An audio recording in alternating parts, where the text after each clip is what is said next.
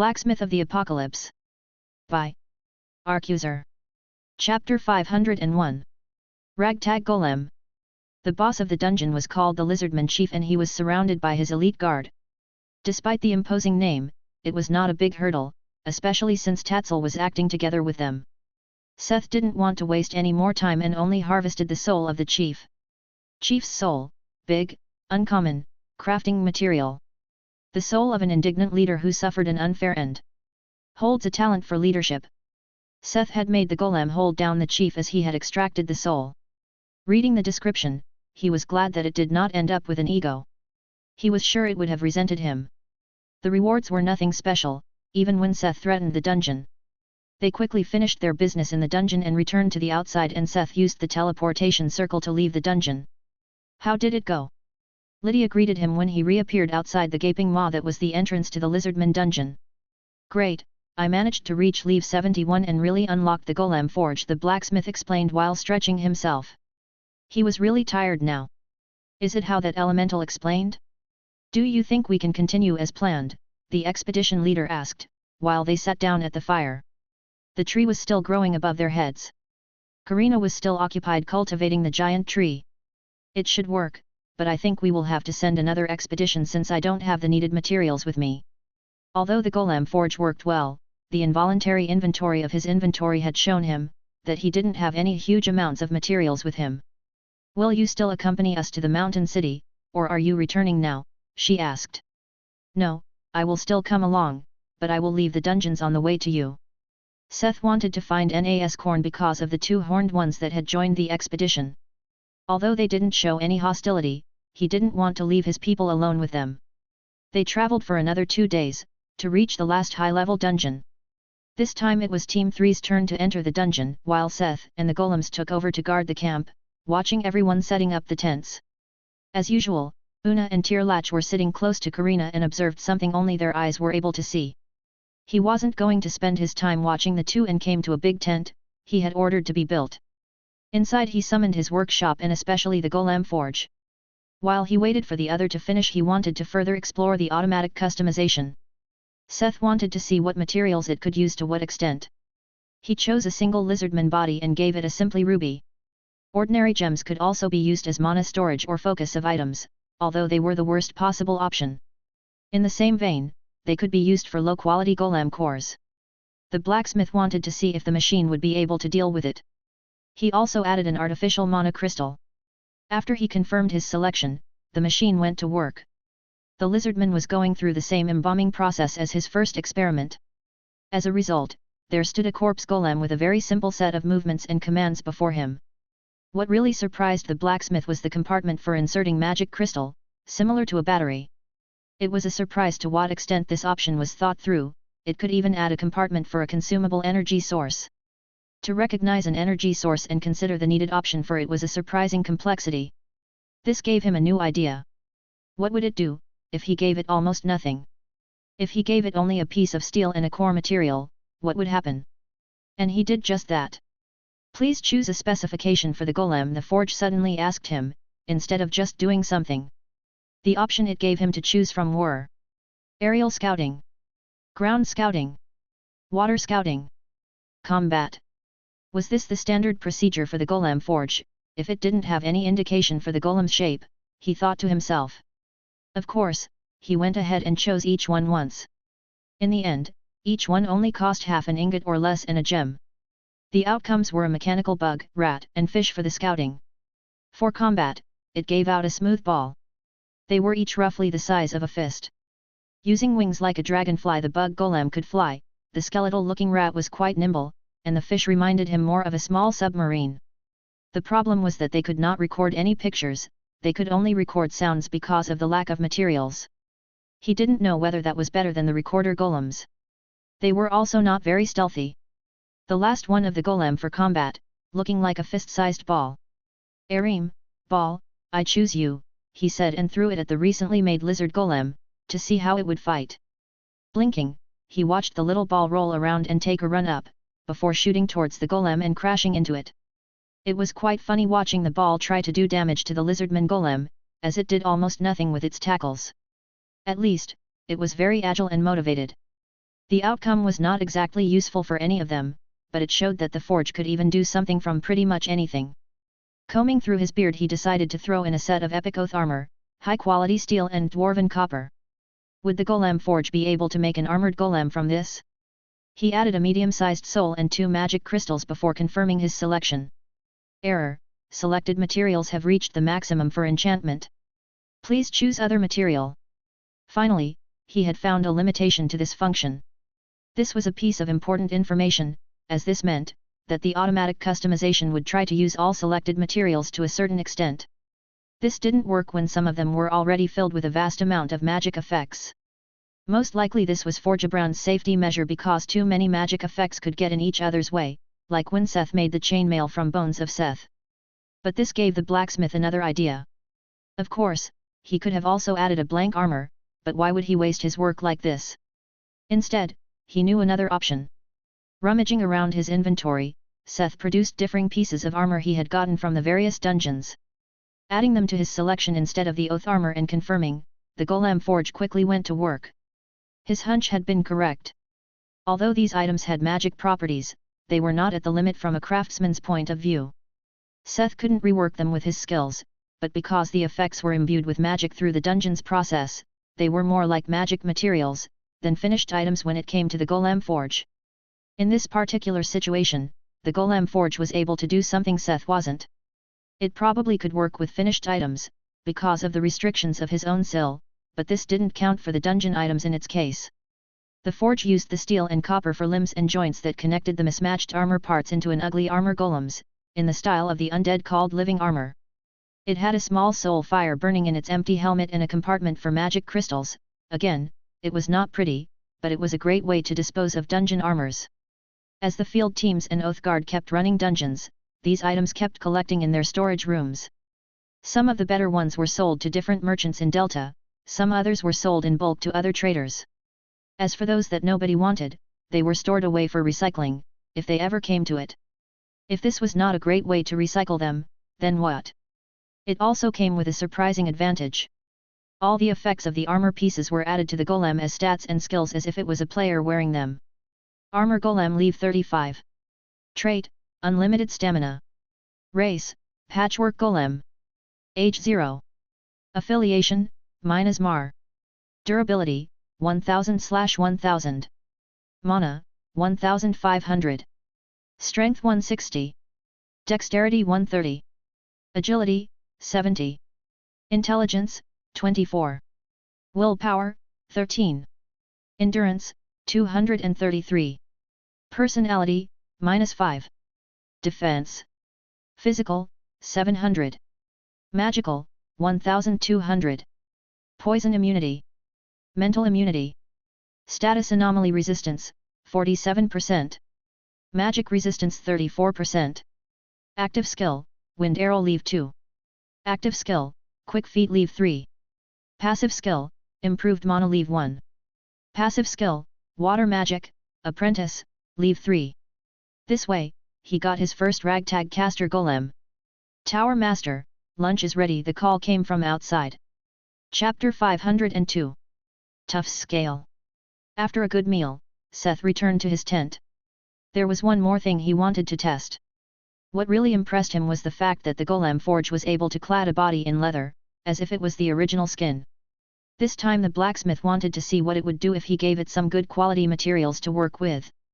Before he started, he refined the big soul of the lizardman chief to improve its chance to develop an ego, and he looted some of the swamp crocodiles. Although it was a waste since he only got stuff like some teeth and leather, he only did it with a few exemplars. Then he gave the golem forge the looted sheets of leather, the refined soul, the chief's body, and an ingot of the faulty Ithildan. The last one was to check one of his ideas regarding Ithildan. Like before, the body was skinned in a very unappetizing way and the skin was exchanged for the crocodile leather. The important part he focused on was what it did with the faulty Ithildan. Fitting with his assumption, it used the materials as a seat for the soul, similar to how usually created his golems. The important takeaway from this for him was that the refined mithril was better as a core than just infusing the soul into the golem. He had gotten this idea because of the works of Forgebrand he had seen at the treasury. Most of them used Ithildan as a crucial part. The resulting golem, stepping out of the bubble of Styxian water, was a tall rough-looking reptile warrior. The moment it was released from the machine, it stepped forward and snapped to attention, saluting to Seth. Tough Scale Chief Leave 67. Trait, Unlimited Stamina, Valiant Warrior. Race, Reptilian Golem. Age 0. Affiliation, Min Asar. Durability, 1000/1000. Mana, 1500. Strength 250. Dexterity 250. Agility, 200. Intelligence, 40. Willpower, 90. Endurance, 450. Personality, 10. Defense. Physical, 5500. Magical, 3000. Poison immunity. Mental immunity. Status anomaly resistance, 25%. Magic resistance 35%. Active skill, Charge Leave 3. Passive skill, Leadership Leave 3. Passive skill, Spear Mastery, Adept, Leave 5. Surprised, he found that the Tough Scale Chief was marginally much better than the previous tries. It even had a special trait and started off with good skills.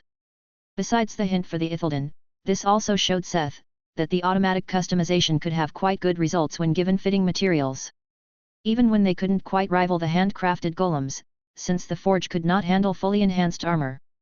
The time saving was a strong argument in favor of it if he didn't have the exact materials for any good blueprints. It was an interesting function to play with, to say the least.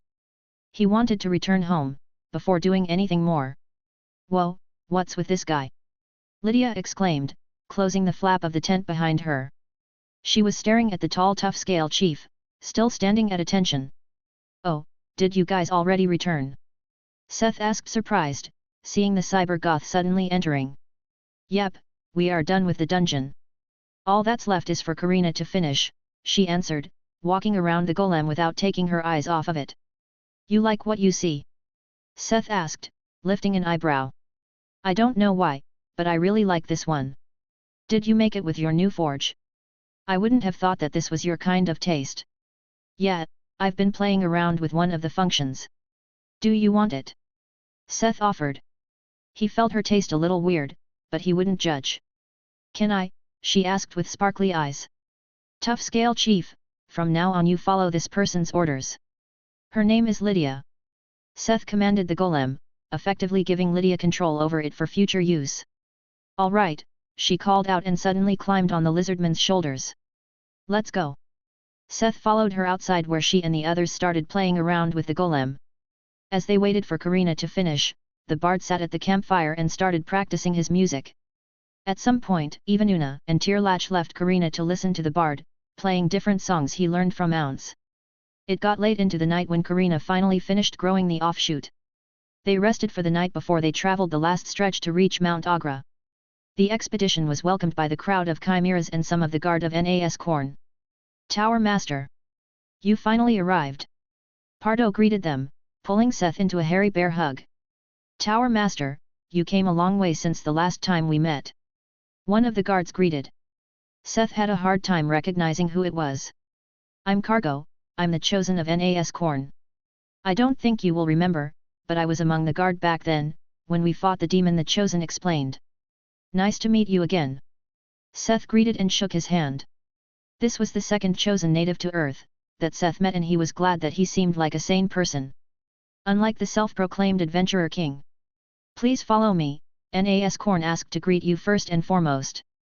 Cargo exerted. This came in useful, as Seth was also interested in having a talk with the former god, or mountain deity. The blacksmith wasn't sure what exactly was correct. Cargo led him through the mountain city, which looked a lot better than the first time they had come through. In part, this was thanks to Min Asar's prospects of connecting the places with the districts with the trading route. Although they had made a deal with the Empire and their rhino riders protected the few routes in the vicinity, none of them were directly connected with their city. Agra Mountain saw not much traffic, despite being in charge of the protection in the region. However, the big change was mostly thanks to Nas Khorne recovering their powers, Cargo readily explained to him during their conversation on the way. Many of the dilapidated and empty buildings Seth had seen the last time, had experienced a thorough renovation. Seth could even spot some inns and hotels for travelers. What really relieved him was how the chimeras were treated in the mountain city.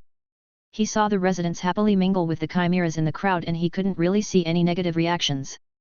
Maybe, if the chimeras like this place, they could stay here to help guard the trade route? Either way, he decided to leave it to them, to choose where they wanted to stay. Nobody said the chimeras had all stayed together in one place. Cargo led them to the monument of Nas Corn. At the foot of the giant anthropomorphic statue hewn into the mountain waiting for a stocky middle-aged woman that greeted him. Seth still remembered her. It was Manila, the leader of the group of mountain people that had saved the last time. "I'm glad our savior is doing all right." Manila greeted him with a kind smile. She was meaning the time when Seth went ahead and looted, disassembled when he stopped the Mana collection formation from blowing up the region. "I'm the one who should say that. I'm glad to see you in good health. Charmer, but this can wait. Our deity wishes to speak with you. Can you finally understand it?" Seth asked in surprise. He could see the chosen being able to hear and understand the voice, but had everyone else also learn it? Manila coughed a little embarrassed. "This old lady became Nas Corn's saintess," she answered blushing. "I know, I don't really fit the image of a young and beautiful spokesperson of God, but this was what Nas Corn decided," she added. "Haha, don't belittle yourself. A saintess doesn't necessarily have to be a young, innocent woman." Seth answered with a laugh. He had seen quite a few saints and saintesses on broadcast during his time in Krishna.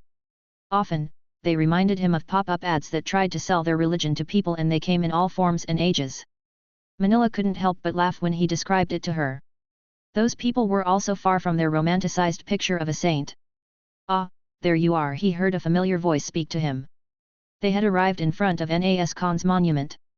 Chapter 503 Mountain Tree. Nas Corn, it's been a long time. Seth greeted the statue of the god. "Everyone else may leave now," the god directed Manila, Cargo, and the others. They waited for everyone else to leave before they continued their conversation. "I'm glad you decided to come by. There is something I have to tell you. A time of great turmoil is upon us," the god finally said. "That's nothing new, is it?" "I would not call the current situation calm," the blacksmith asked confused. "A time even more tumultuous? It will become even more chaotic." Nas Corn insisted seriously. Taking Seth's silence as a question for it to continue, Nas Corn explained. "Roughly 2 years ago, when the system god reversed the apocalypse, our dried-up world was connected to the pathworks and fresh mana started flooding into Earth. Soon our world will be saturated and balanced out with the pathworks. That will cause a paradigm shift." It made a dramatic pause. "A paradigm shift? The age of gods will begin. Although you have already met some gods and their chosen ones, the real deal will start then. Many gods will start choosing players, and some might even choose saints and try to cut out a place for themselves on Earth," the god told him forebodingly. "Try cut out a place for themselves on Earth?" the blacksmith mumbled. Something clicked for Seth. This had to be at least one of the reasons for Krishna's evaluation. If what the god said was true, maybe the Empire was evaluating whether to compete for their territory on Earth and leave once the gods started playing their game seriously. Just one chosen could already cause major problems depending on their disposition. The champion of Zarkon and Nadina were just 2 examples of the kinds of damage these people could cause. But it did not end there. Exactly. Currently, Earth is very attractive to many people, thanks to the sprawling unclaimed land and the high population density in specific places. Whether they choose to start settlements in the wilderness or look for believers in the districts, who is to stop them? Nas Corn added. Just like the theocracy of chains. Seth thought. There was also the Undead Empire that took residence in Gamma. Or the Maritime Empire in Beta. Would there be more such people once the Age of Gods began? And this was only what happened in the districts. He remembered his short encounter with people that hunted the stone giant. Who was to say how many foreigners were already running around on Earth? And there was also Hope, the city in the no-man's land they had known nothing about. They knew nothing about what was possibly festering on the continent, outside of their scope.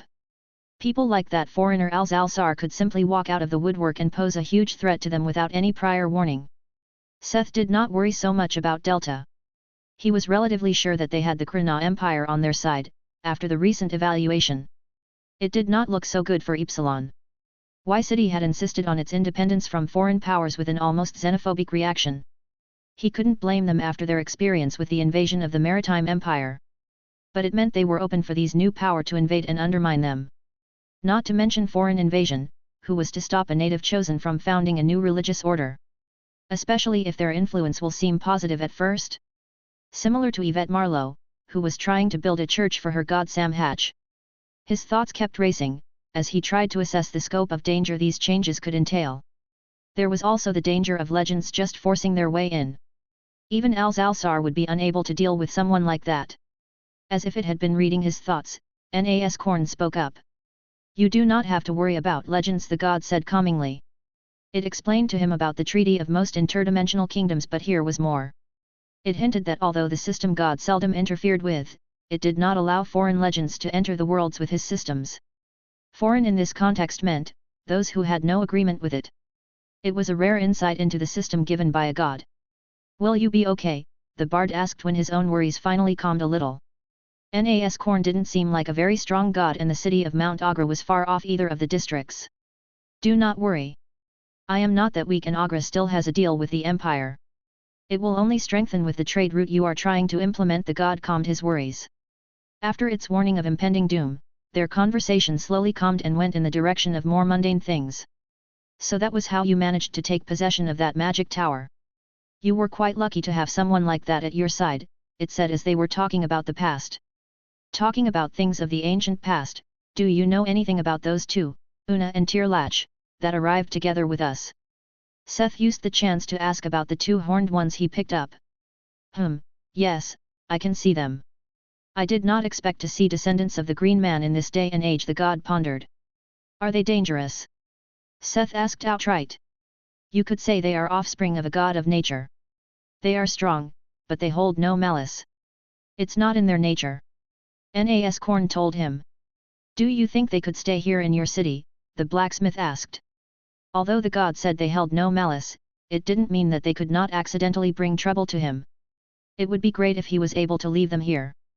There is no problem if they wish to stay, Nas Korn answered, accommodating. They talked a little longer about the future and the trade route.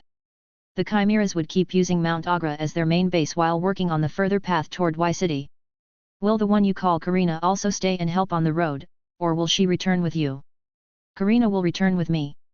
After all, she has people waiting for her. Seth said with a warm smile.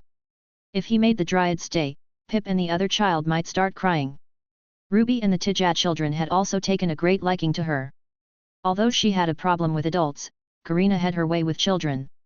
I wouldn't mind having one of those trees up here, too. Nas Korn mentioned in passing.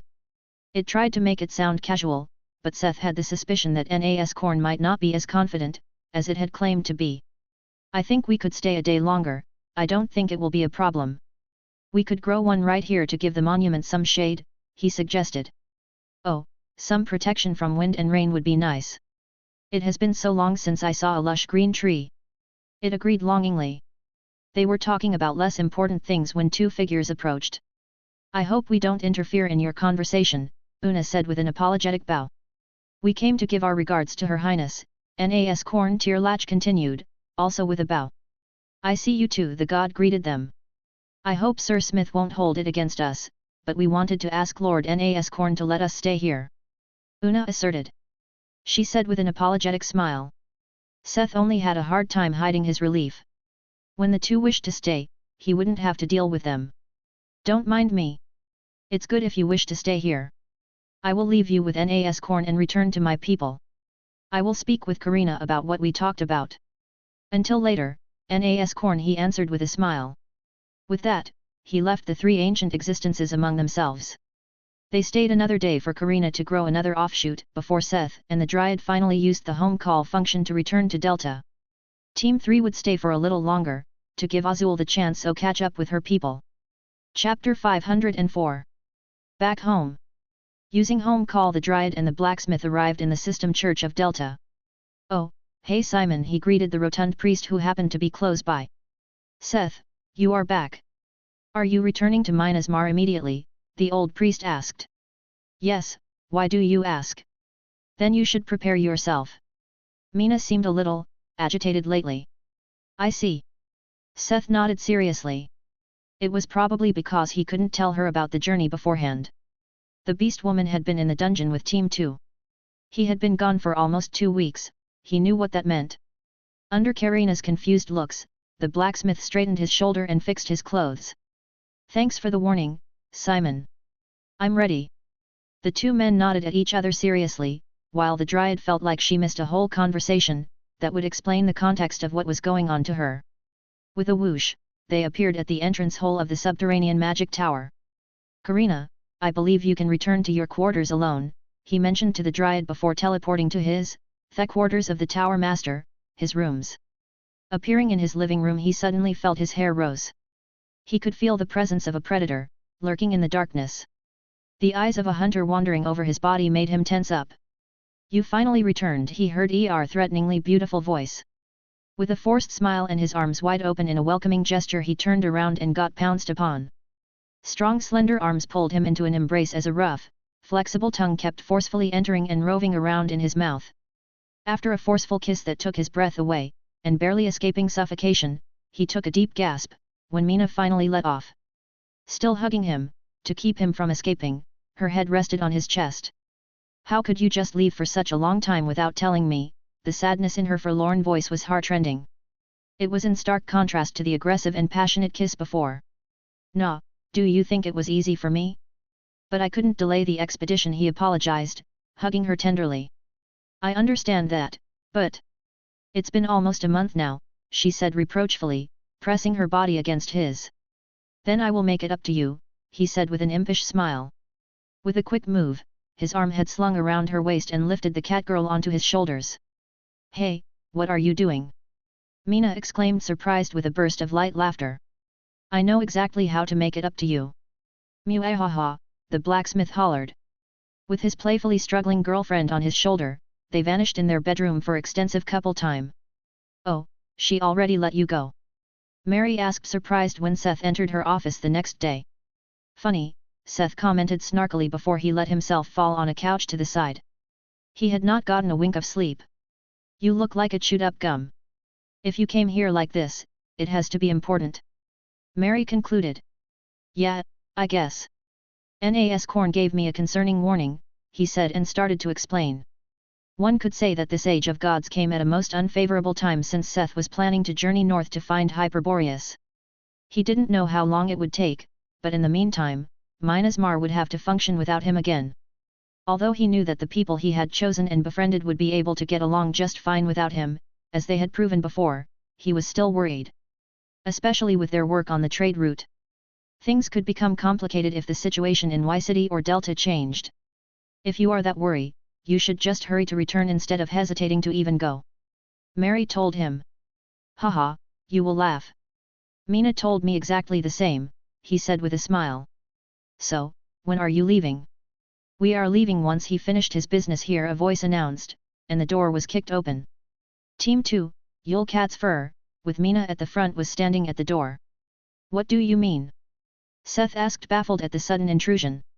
It means you are not leaving Finn and the others behind again, she raised her fist to the sky full of motivation. It will be like back in Aura. Bulko smiled.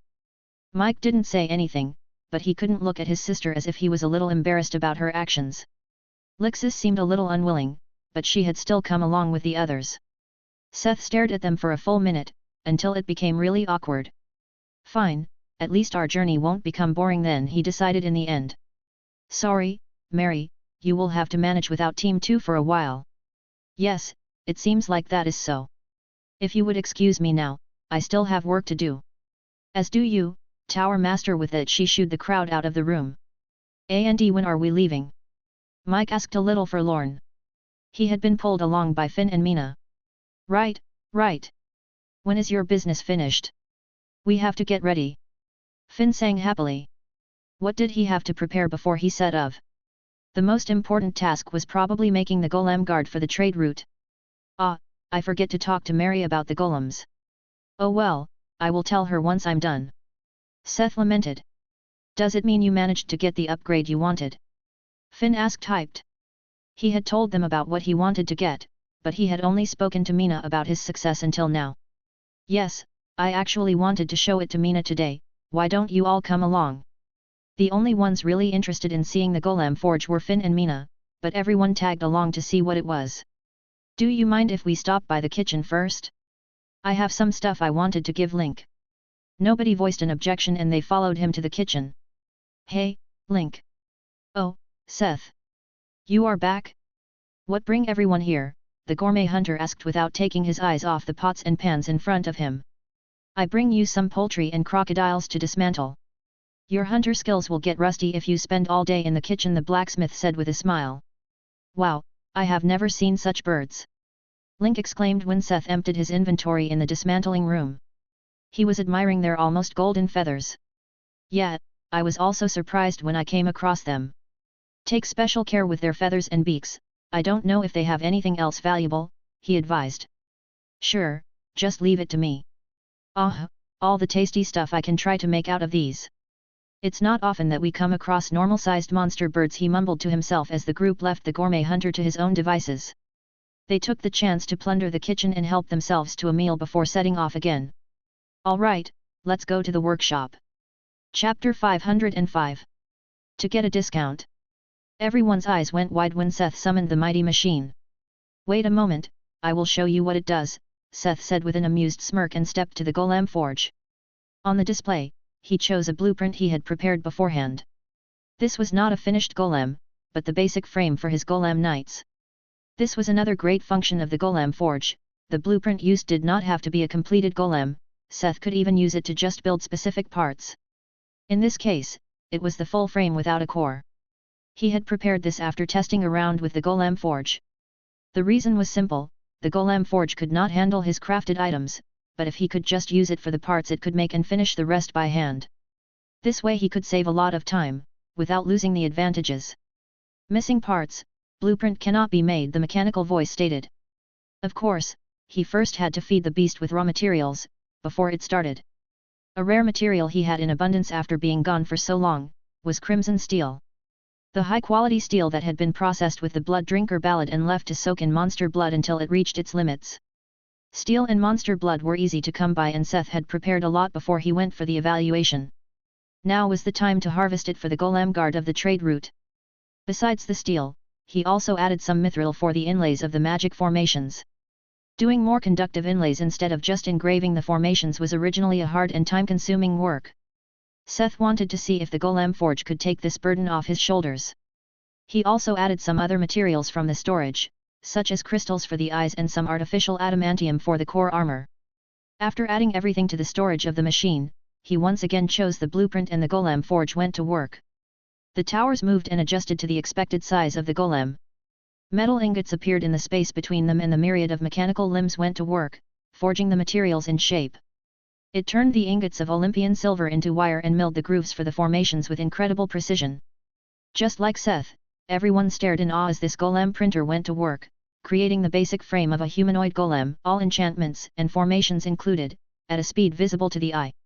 Oh my god, what is this beauty, they heard someone exclaim a few minutes in. It was Hone, the magic blacksmith who had stumbled into the workshop when he noticed the small crowd. The dwarf was staring at the miracle of technology. The thick beard made his face hard to read, but it seemed like he was about to cry, he felt so touched. It was then Seth realized that the golem forge was like an elaborate version of what Hone was able to do. Of course, the golem forge was a lot more complex than a minting press that was able to copy enchantments, but it was like the comparison of a calculator and a computer. In the end, this extremely complex apparatus was built upon the same principle as the little minting press. Seth didn't disturb the dwarf's state of immersion. He seemed almost hypnotized by the rhythmic movements of the machine.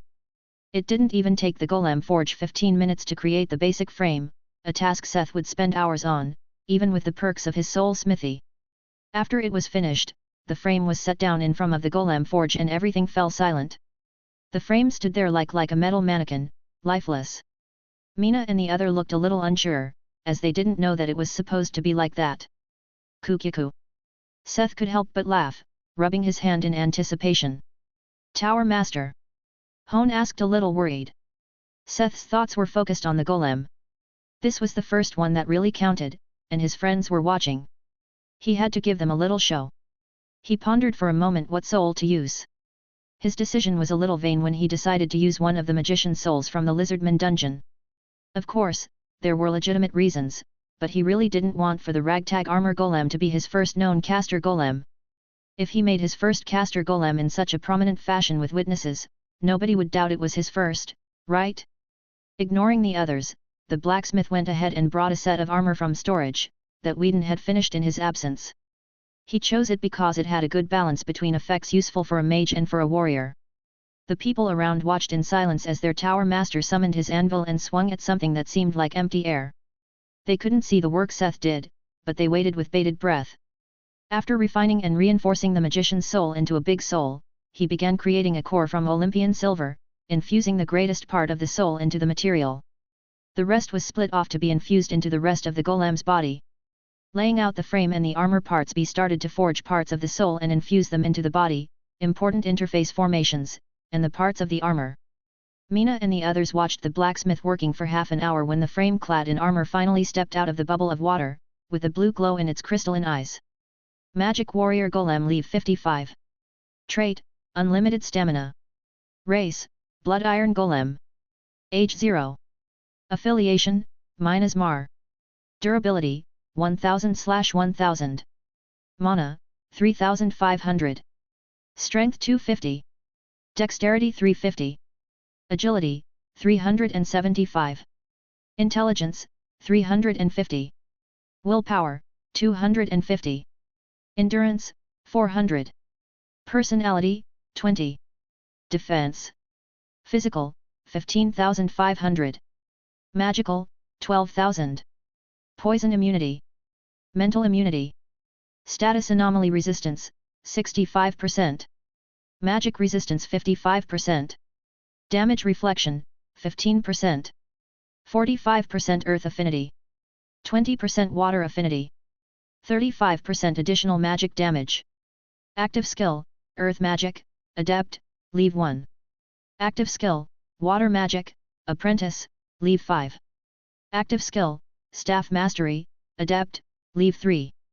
Passive skill, Magic Damage Up Leave 3. Passive skill, Improved Mana Leave 5. Passive skill, Cast Reduction Leave 2. Like the other Golem Knights, its status was far above that of most players of similar level in epic armor. The real difference between the golems and a player had always been their skills, which had to be trained. Depending on their class, players could gain several times the boost through their skill. Skills such as magic damage up or staff mastery could tremendously improve the power of skills and equipment. In this case, since he had used the harvested soul of a caster lizardman, it already came with a bunch of respectable skills, fit for a mage. Equipped with an arcane wand, the golem gave off an imposing aura. Had they not just seen Seth assemble the golem, the Tam of Adventurer and Hone would have had a hard time seeing a difference in bearing to a high-level adventurer. This was the greatest advantage of harvested souls. After refining the soul, the consciousness that would grow would subconsciously adapt to the battle experiences of its previous life. This improved the growth of a golem and especially their skills and awareness in battles. "B-Boss, are you really planning to man the whole trade route with golems such as that?" Hone asked carefully. "Of course, why do you ask?" Seth answered proudly. The dwarf deliberated for a while before answering. "Don't you think it's a little extravagant to equip all the golems with epic armor?" the dwarf brought up. "Don't listen to him. This is way too cool. Anything less than this should not even be made." Finn already crawling all over the golem's armor. Her eyes gleamed in a way he had never seen before. Despite the fairy brute's objections, Seth thought about what Hone said. Currently, the only ones able to make epic armors in Delta were probably him, Hone, Whedon, and Cerberus. And the dwarves were taking a not negligible amount of time to make an armor. On top of that, they were already bogged down in orders. It all meant that the supply of epic armor was simply unable to keep up with the pace at which he could pump out golems. He also realized that dressing a frame made of rare material in an epic armor was kind of a waste. The blacksmith did so to cover for its weaknesses, but was it necessary for what they were supposed to do? There was also the fact that it was a waste to use his good souls for golems that would only fight occasionally. "You are right, I guess," he said contemplatively. "See?" Finn called out triumphantly. "I was talking to Hone," he shot down the fairy dryly. He heard Finn gasp in played shock. It would be better to dress the golems in rare armors, but it didn't make sense to have the dwarves make those. The only possibility was to supply them from the outside then. A smile appeared on his face when he remembered something Mary had talked about. "Since epic armor is a bit too much, we will supply rare ones from outside. I already have an idea, where I could get a discount. Chapter 506. Buying in bulk. Hey, Mark. Seth greeted Mark Baker. Seth, the other exclaimed. The next day, the blacksmith and the secretary were sitting in Mary's office calling the man who had experienced a meteoric rise since his collaboration with the Princess of Krna and the undead of Arjit Noer. Thanks to his quick and open mind, he was one of the quickest to adapt after their initial mistakes in handling outside powers. One could say that Baker had gotten into a position of power and was in control of Y-City's foreign affairs. As such, he was also the linchpin in their talk to establish an official trade route. Although Krna had already agreed to it on their side, Mary told him that there were still things to deal with on Y-City's side. There were still a lot of official that were doubtful of the kind of influence Krna could have on Y-City, once a major trade route was established. After Epsilon managed to get back on its feet after the invasion of the Maritime Empire, they were on guard against influences from other worlds, to the point of xenophobia. What a rare sight! What got me this honor, to talk with the Tower Master of Min Asar directly, he joked self-ironically. Although he joked, Baker had changed quite a bit from the last time Seth saw him. The young man had aged. The high position didn't seem to do him well. Or maybe it was dealing with a lot of old and stubborn people who didn't wish to go with the times. Mr. Baker, please be a little more serious, Mary said seriously. Exactly, Mr. Baker. This is serious business. Seth repeated with a smirk. Fine, how can I help you? I'm busy, you know. Mary looked to Seth, to state their business. The blacksmith bent over the communication crystal. I'm a blacksmith. I want to trade arms, what else could I want? He paused. W won't be buying any. Mark started but was interrupted by Seth. I would like to order your polyarcanate armors, he revealed to Baker. That's right. This was what Seth had remembered. Mary had told him about the modern-style armors from Y-City flooding Delta's market. Wouldn't that mean they were able to produce them in high numbers? It was exactly what Seth needed. He couldn't help but chuckle, when he saw the other man speechless. Baker took a moment to collect his thoughts. Then buy them from our retailers. Why are you calling me about this? Baker asked exasperated. Because I want a discount, duh. Why should I buy it from some overpriced reseller, when I can strike a deal with an old acquaintance? And what makes you think I would sell it to you any cheaper? You also didn't give me any advantage in those auctions. Of course, I didn't. I'm just a poor little blacksmith. You were and still are a government official. However, I don't ask you to give me a discount from the good of your heart. Baker sighed. I'm listening. I'm buying in bulk and it will be a great advertisement for your armors once the trade route is operating, the blacksmith summed it up. Baker still stared at him, like he didn't understand. Mary, you did inform him about the safety measures we planned for the route, right? He made sure. I did send his people the documents. You mean this is about the Golem troops you want to use as guards? Baker caught on. Exactly. Think about it, when the golems protecting the way wear your polyarcanate armors, it will be a huge publicity for the craftsmen of Y-City, right? Don't you think that is worth a discount? Seth reasoned. And how many would you need? Baker asked hesitantly. Well, we have not yet developed the second half of the way, but I guess we will need about 200 armor sets for the golems, at least he estimated. With 200 golems, that would mean to station 10 to 15 golems at every hanging tree along the way. This seemed like an appropriate number to start with. Each golem was the equivalent to a high-level player, it was a sizable force, just enough to deal with the dangers of the mountains, during times when people stayed at the tree. 2-200. Baker stuttered. You really intend to man the whole trade route, don't you? Well, who would want to pay toll, for an unsafe trade route, right? Seth countered. About that, who about I give you the armors for free and find a way for a joint management of the trade route? Mark asked craftily. Hey, if you pacify and maintain the safety of the other half of the trade route, from Y-City to Mount Agra, then go ahead. Seth threw at him, knowing well, that Y-City wasn't going to risk their elites to do so. They could have, Seth was sure that Y-City had easily enough high-level people to do so, but unlike Seth who had free labor in form of golems and trees, maintaining safety with adventurers would have astronomical prices. Baker cleared his throat a little embarrassed. Let's talk about that discount. Together with Mary, they took Baker into a two-pronged attack and whittled the price down. In the end, they bought 150 sets of armor at manufacturing cost and got 50 for free. Baker assured they would be delivered in the following days, a week at latest. Seth would have to wait for them to arrive. It was not so bad, as Mary also informed him that there was a message from Poulter. Their Ithilden was also about ready for shipment. In the meantime, he would need to do some other things, such as a visit to Alzalsar. "What do you want?" the sorceress asked grumpily. "You don't seem in a good mood, did something happen?" he asked innocently.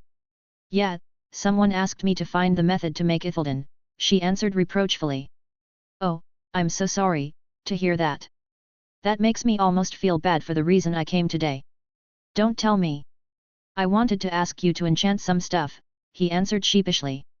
"Urhug. I will give you dragon gold." He waves the ingots in front of her face.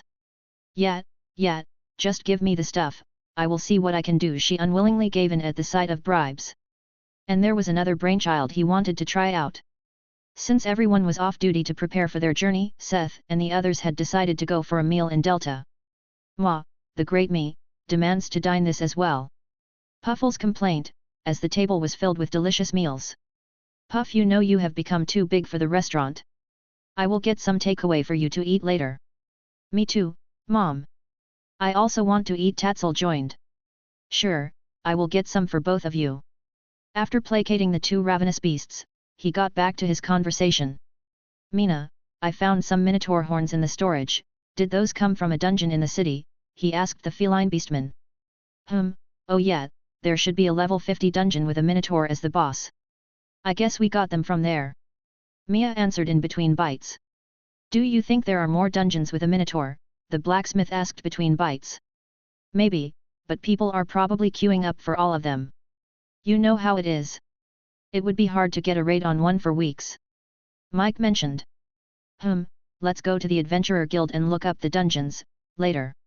Maybe I'm lucky," Seth mused. "Why the sudden interest in minotaurs?" Lixus asked pertly. A small head suddenly surfaced from a meat pie. "Is Seth planning to make a minotaur robot?" the pie-diving fairy exclaimed in glee. "Do you like them, Finn?" Seth asked the fairy brute. "How could Finn not? They are big and muscly." "Finn wants to be a minotaur, too," she squeaked, posing like a bodybuilder while he was stuck in pie up to the waist. "Of course, the brute like minotaurs. Then let's go to the guild and see if we have the chance to get some raw material from somewhere to make your minotaur robot," the blacksmith suggested jovially. Chapter 507.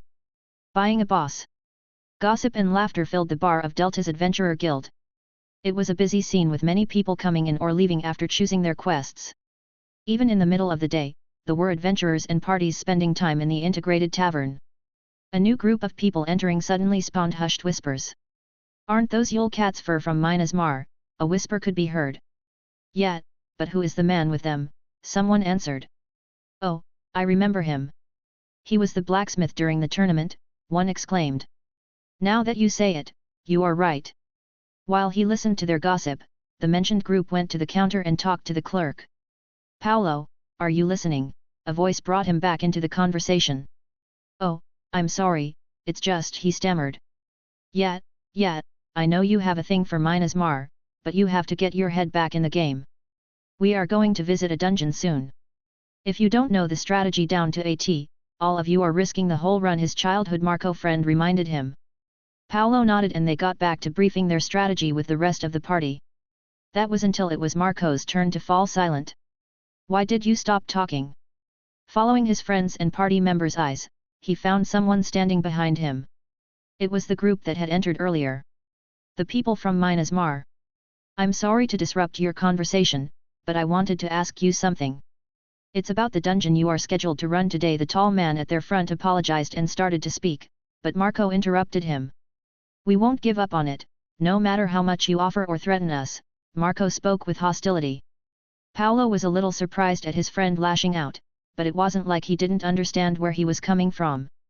It was not rare at all, that stronger parties or well-known guilds would coerce or bribe smaller guilds and independent parties to give up on the scheduled dungeons. However, the surprise on the man's face quite evidently showed that this had not been his intention. The man stroked his short-trimmed beard for a moment before he answered. "I didn't want to take it away from you. I wanted to ask if it's possible that you would let me tag along and sell the boss to me. The boss, the whole party exclaimed. It was the first time they heard about such a weird deal. But for some weird reason, they went along with it. Well, the reason was not that weird, as the blacksmith from Min Asar offered them an epic weapon in exchange for an leave 50 boss. It would have been weirder not to accept. The entrance to the dungeon was a subway station at the edge of the demon district. A weird vapor hung in this air and it smelled a little of rotten eggs and leaves. Their party was waiting for the man, or as they now knew, the Tower Master of Min Asar. Paolo could barely believe it. The man that had offered to tag along with them and give them an epic weapon if they left the boss to him was actually such a bigwig. Do you really think he will come? Marco asked insecurely. He could understand his childhood friend's doubts, heck, he also kept doubting it. They were a nameless party in a huge city. The chances they fantasized about this, or they were the victim of a prank, were higher than meeting someone like the head of Min Asar. Hey, are you ready? A voice surprised them. He really came.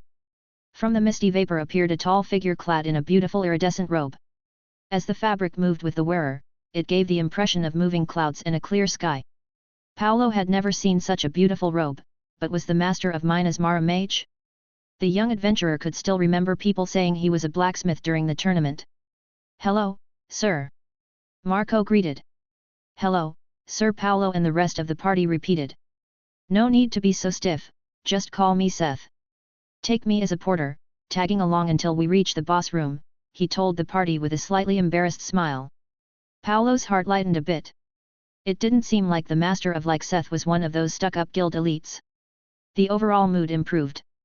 Let's check our equipment one last time and then enter, Marco instructed them before they entered the dungeon. This dungeon had only 5 distinct floors, but it was a labyrinthine dungeon with many traps and monsters which called for great care from the party. Fortunately, they had an advanced thief they could trust with detecting the traps. Whenever they waited for a trap to be disarmed and in the calm moments, Paolo would steal glances at Seth. It was really like the Tower Master said, he was just tagging along without attacking or being part of the party. They needed the experience from this dungeon. Their party was on the cusp of reaching leave 50, then they could rank up to B-rank hunters. Then they would really be part of the better earners. B-rank quest paid a lot better than C ranks. Maybe they would even be able to slowly get rare equipment for everyone. The weapon Seth promised was also a potential stepping stone. Although the apocalypse had been a hard cut, Paolo was striving for a better future and working hard to achieve it. In some ways, this new world fit him better than in the past, where he always had a hard time, barely managing not to live on the streets. Marco was the same. The apocalypse was terrible, but now they were faring better than before. It had become a popular saying that what was a curse for some, was a salvation for others. Such thoughts kept coming to his mind, as they were wandering around the dark labyrinth. Paolo, buff me! Marco called out as he charged at a skeleton knight in ancient armor. Greater strength. Stone hide. Vermilion edge. He activated the support spells he had prepared beforehand using cast delay. Marco's saber blade, clad in vermilion flames, cut-split the armor of the mini-boss and set the undead creature on fire. I found a treasure chest, their thief called out. Another advantage of these shallow but sprawling labyrinth dungeons was the smaller treasures that could sometimes be found hidden in niches or secret rooms. We are lucky. It's actually a ring, the thief called out after taking several minutes to disarm the trap and unlock the chest with a lockpick. It was rare, but these chests could also harbor unknown windfalls like this. Accessories were one of the rare drops, which made them sought after. Again he glanced at Seth, but he realized that his worries were stupid. Why would the master of Min Asar covet some minor dungeon treasures? The man smiled when he noticed Paolo's glance. I can appraise I for you if you want me to, he offered with a smile. It was the first time that the Tower Master took the initiative to speak with them. Had he maybe misunderstood Paolo's distrust for looking for a favor? Having someone appraise their item for free would help a lot, as the appraisers had adopted the custom of asking for a percentage of the item's worth as price for the appraisal. Please, go ahead. Marco, who had taken the ring from their thief, offered it to Seth without any worries on his face. Although he may not have had the best start with the Tower Master in the beginning, he was now full of trust in the man. Even more than Paolo. You are lucky, it's an uncommon magic ring without any negative effects. It raises spell effects by 10%, the wearer's intelligence by 5, their mana by 100 and reduces the casting length by 5%. He stated without even touching the ring. Happy expressions of surprise could be seen on the faces of his party members. Accessories were already rare, but ones fit for caster were even more sought after. Although anyone could technically become a mage with the system, not everyone had the talent or grit to go through with their decision. "Paolo, you should have it," Marco suddenly stated. "What? But if we sell it we could," he started, but his party interrupted him. "If we sell it, we might never have the money to get another one like this. Don't worry, as our support, your strength, is also our strength," Marco said while the other members nodded in agreement. Touched, he accepted the item and directly equipped it. After this short interruption, they finally entered the fifth and last floor. It took them a little over an hour before they finally stood in front of the gates to the boss room. The party looked expectantly at the man in the glorious robe, that had followed them the whole time. "My turn, I guess," he said with a smile. "Do you want your reimbursement now, or afterward?" he asked, one hand on the gate. "We don't mind either way. I doubt the master of Min Asar would skip on a promised payment," Marco assured. "Ha ha ha, right, I wouldn't. Not when it's only about an epic item. Wait here, I will be done in a second," he said before entering the boss's room alone. Paolo was still stuck on only an epic items until he realized that Seth had just slipped into the boss room. Was he going to be okay? From inside they could suddenly hear the bone-chilling roar of the Minotaur, like a rabid bull. Even outside, the floor vibrated from the big heavy stomps, as the beast probably charged. The picture of the stone floor shattering under its mighty hooves came to Paolo's mind. But suddenly there was a mighty thump and only silence followed. Was it already over? There was no way the Tower Master lost, but did he really floor the mighty beast that quickly? Marco, Paolo, and the party shared a look before opening the door by a little and spying through the gap. The mighty beast, at least 3 or 4 meters in height, was struggling on the floor, held down by a giant knight of a similar or even bigger size.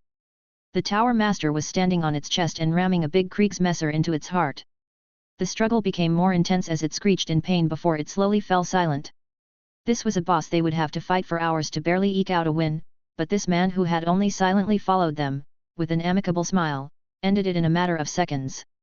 In the next moment, the corpse and the knights vanished, only leaving the Tower Master with his sword. With a smile, he turned to the gates. "You can come in now, I'm done. Get your reward so we can leave."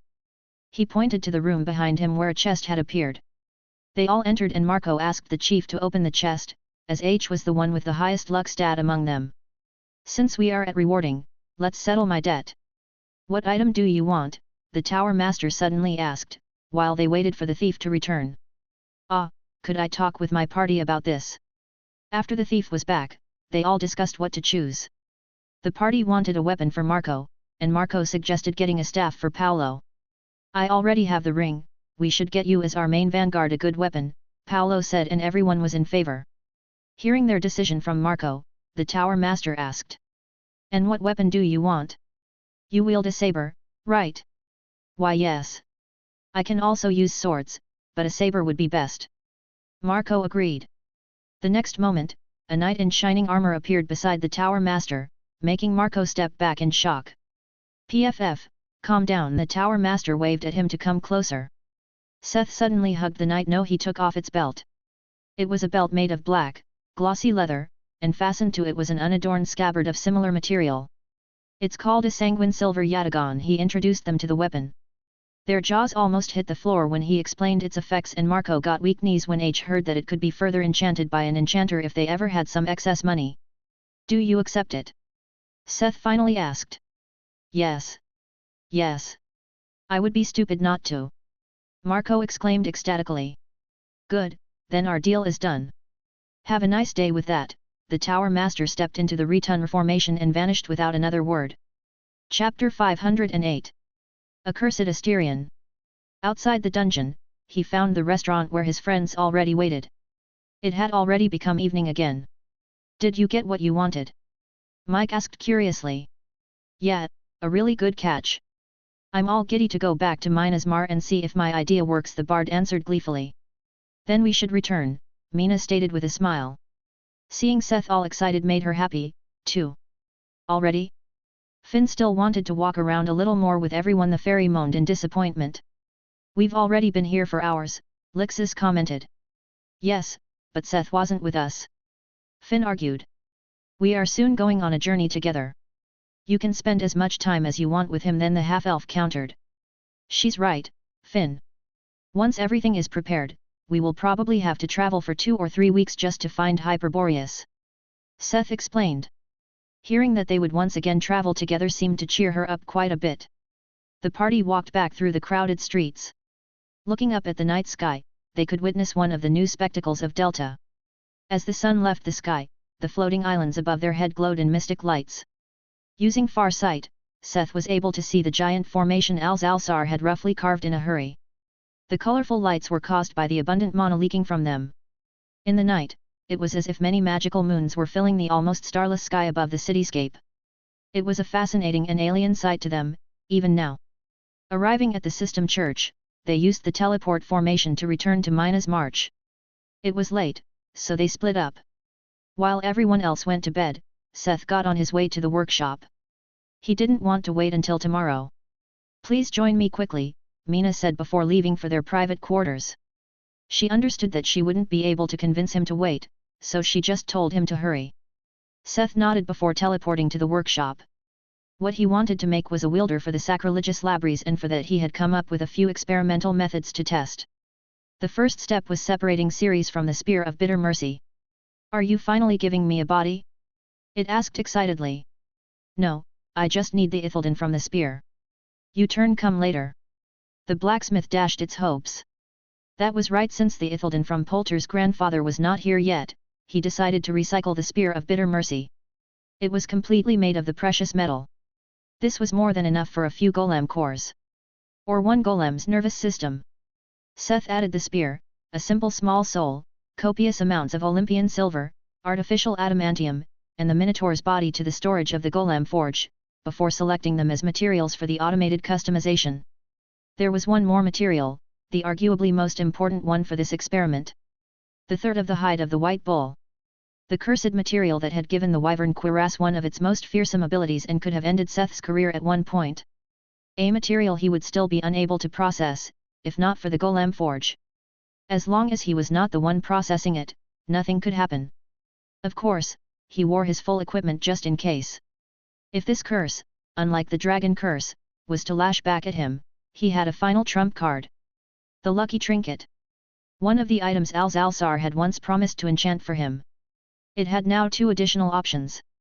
The first was a skill called Little Laplace, which had a probability to change one's own action to get a certain result in crafting. Secondly, there was a 75% curse resistance option added to the ring. He trusted on these 2 and his luck, in case something went wrong. He waited with bated breath as the golem forge went to work. As expected, the automated process chose the best fitting materials for the different parts of the golem, while transforming the original body. This time, the process completely dismembered the body.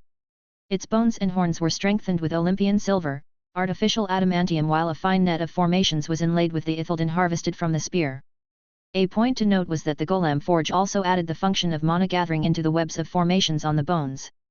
Seth had done a similar thing with arcane gold and demonic gold on some of his golems. However, the effect of improved mana regeneration did not quite justify the cost of the materials.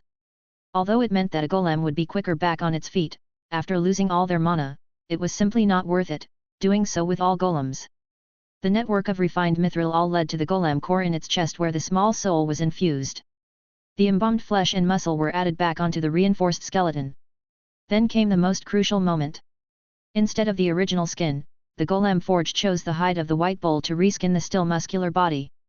Although Seth had prepared for anything, he sighed in relief when nothing happened. It was as he expected. As long as the curse had no direct target, it did not trigger. With the last stretching, the finished Minotaur golem was released from the golem forge. It slowly opened its demise. The soul was simply too small to power something so massive. But Seth had a reason for this, because it was still far from finished. Now that the frame was finished, Seth recaptured the small soul and harvested it from the golem. The beast's eyes went completely dim. He did this because he had to make space for the Minotaur's original soul, which he had refined in the meantime. It had been necessary to take such a roundabout approach, because of the very last step. Seth didn't have and could not make a blueprint that incorporated covering the embalmed body with a foreign leather. He simply lacked the specific knowledge to plan this process. Unfortunately, the Golem forge lacked a button for the skinning and upholstering an embalmed Golem body. Seth had looked for it, he really did.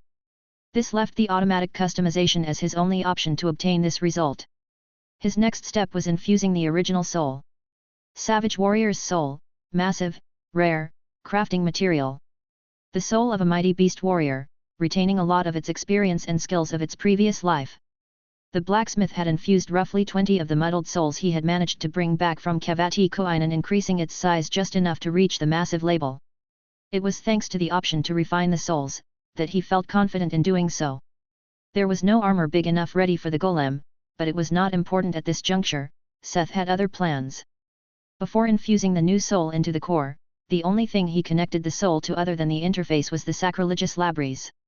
It felt right for it to be part of the Golem, even when it was a risk for the next step. He was working on it as if he was in a trance. As inspiration flooded through him.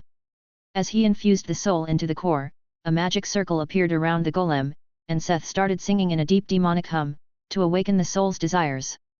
At his side, the demonic lyre appeared from his inventory and joined in into the tune. This was something Forgebrand was probably never able to do. Seth's own method for artificial life, or even revival in some cases. Was it a risk to revive a dungeon boss? Yes. But would it stop him? No. Using the frame created by the Golem forge as a base, flesh started growing on the hardened, desiccated-looking muscles. Life was flowing into the husk and recovering its former strength, no, even attaining new power. After a bath in the waters of Styx, he heard a row of notifications. Ding! A synergy between materials has improved your creation. Ding! A synergy with your trait Olympian myths has changed your creation. Ding! Skill, Golem Artisan Leave 5 has become Golem Artisan Leave 6. Ding! Skill, Engineer Leave 4 has become Engineer Leave 5. Accursed Asterion, Reincarnation, Leave 65. Trait, Unlimited Stamina, Savage Warrior, Blasphemer. Race, Artificial Minotaur. Age 0. Affiliation, Min-Asar. Durability, 1000/1000. Mana, 10,050. Strength 500. Dexterity 400. Agility, 400. Intelligence, 250. Willpower, 300. Endurance, 800.